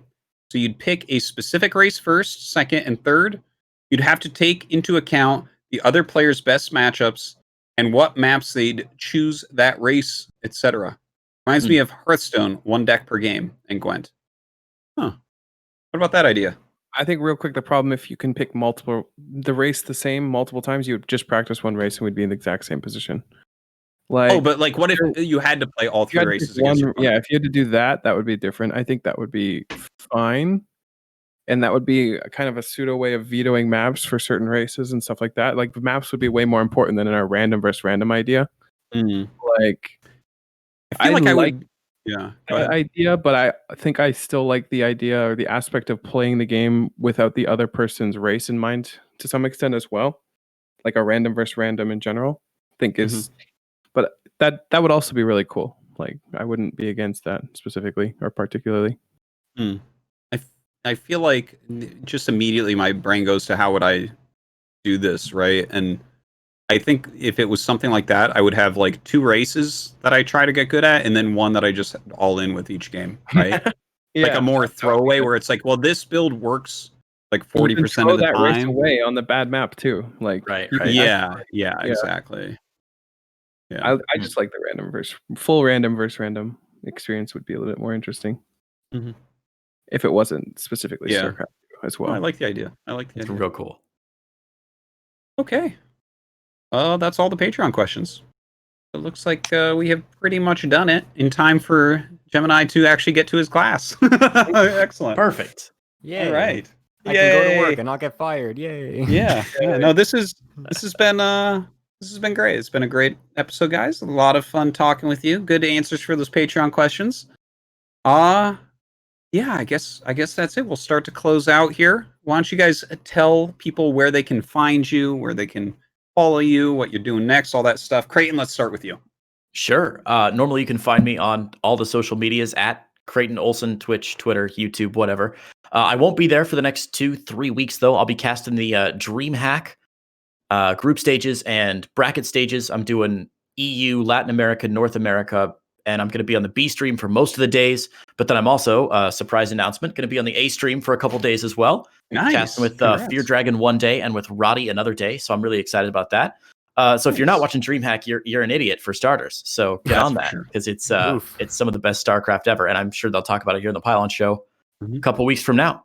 So It's the easiest place to find me. I cast just about more Starcraft than anybody else. Yeah, that's great. I can't wait to tune in to stream and see it makes me laugh every time. Creighton Olsen at Creighton Olsen. And it's great because I'm right next to Grant Hill. Yeah. Grant Hill. It makes me laugh. I was literally laughing like for 20 minutes afterwards. I'm like watching it. I'm just repeating it in my head as I'm like brushing my teeth. I'm like, this is amazing. Oh yeah. I tell you, there's something to using your name though. Because IDs can be cool and everything, but I'm so branded as Artosis right now as opposed to my real name that now that when I do some poker commentary, they intro me as Artosis, and it's like, I don't think these people know who I am. Jim Smith, that's a really weird Dave name. Like, what Heckler country is he from? Artosis. Yeah. All right, excellent. Congrats on that. That's really exciting to see. Thanks. Gemini, how about you? Where can people see more of you and all that? You can get me on Twitter at GGEmini19. It's really GGemini19. But I'm posting, whatever. Spoiler alert. I'm posting stuff from there, random memes and stuff like that, funny things, anything you want. Streaming at Twitch TV/Gemini SC2. If you want to see, budget Artosis, getting really mad whenever he plays and trying to not do that, then feel free to do that. I don't know. That's kind of it. Also, just shout out to Cosmos Esports for being a cool team. They're still getting invested in SC2 and stuff like that. We're actually going to be doing some tournaments and stuff like that. They're not fully announced yet, but we're going to be doing some of those types of things. Feel free to follow them too. Cool. Thanks for having me on. Yeah, thanks for coming. NoRegreT, what about you? Where can people find more? So you can follow me on Twitter. That's a pretty good place. I haven't been doing too much tweeting, but that's great. And I also stream basically every day. So except for this weekend because I'm at the cottage. But this is kind of a rare. I think I've taken 4 days off in this month or something like that. And if you know me, that's actually like insane. Okay. Is that picture on your Twitter the otter? Yes, you can. Can we see the otter? I think it's a video, isn't it? Oh my god! Yeah, you might be able to play that. I don't know if they can. Grab I remember seeing this. Oh yes! Oh, that's awesome! It literally jumped up on the paddle boat and was chilling with us. You're not afraid he's gonna bite you or something? Well, I figured he'd already do that if he wanted to, and at this point, obviously, he's pretty friendly. That's sick. Damn. Yeah. All right. I'm sorry, I totally fucking interrupted you. NoRegreT. Where can people find you? Yeah, what were you? I got so jazzed about this otter. I was on it. Yeah, I can't stream, by the way, after this. I was going to stream after, but now that I'm up north, my internet just is not good enough. That's why. Yeah. So yeah, I'll probably be streaming again on Monday, and I usually start around 11 a.m. on twitch.tv/NoRegreT_. 11 a.m. EST. Alrighty. Excellent. As for me, just follow the Twitch channel that you're looking at, the YouTube that you're watching this on, whatever it is. Thank you for that. Don't forget to check out the Pylon Show website, thepylonshow.com, and our link tree, linktr.ee. /Pylon, the Pylon Show. A big thanks to the whole Pylon staff, of course. I do not do this alone. They are fantastic and keep the show going. So that's about it. It was a great show, guys. Thanks for coming by. And we will see you all next week on the Pylon Show. See you then. Shout out to the Pylon Show, the greatest show on the internet.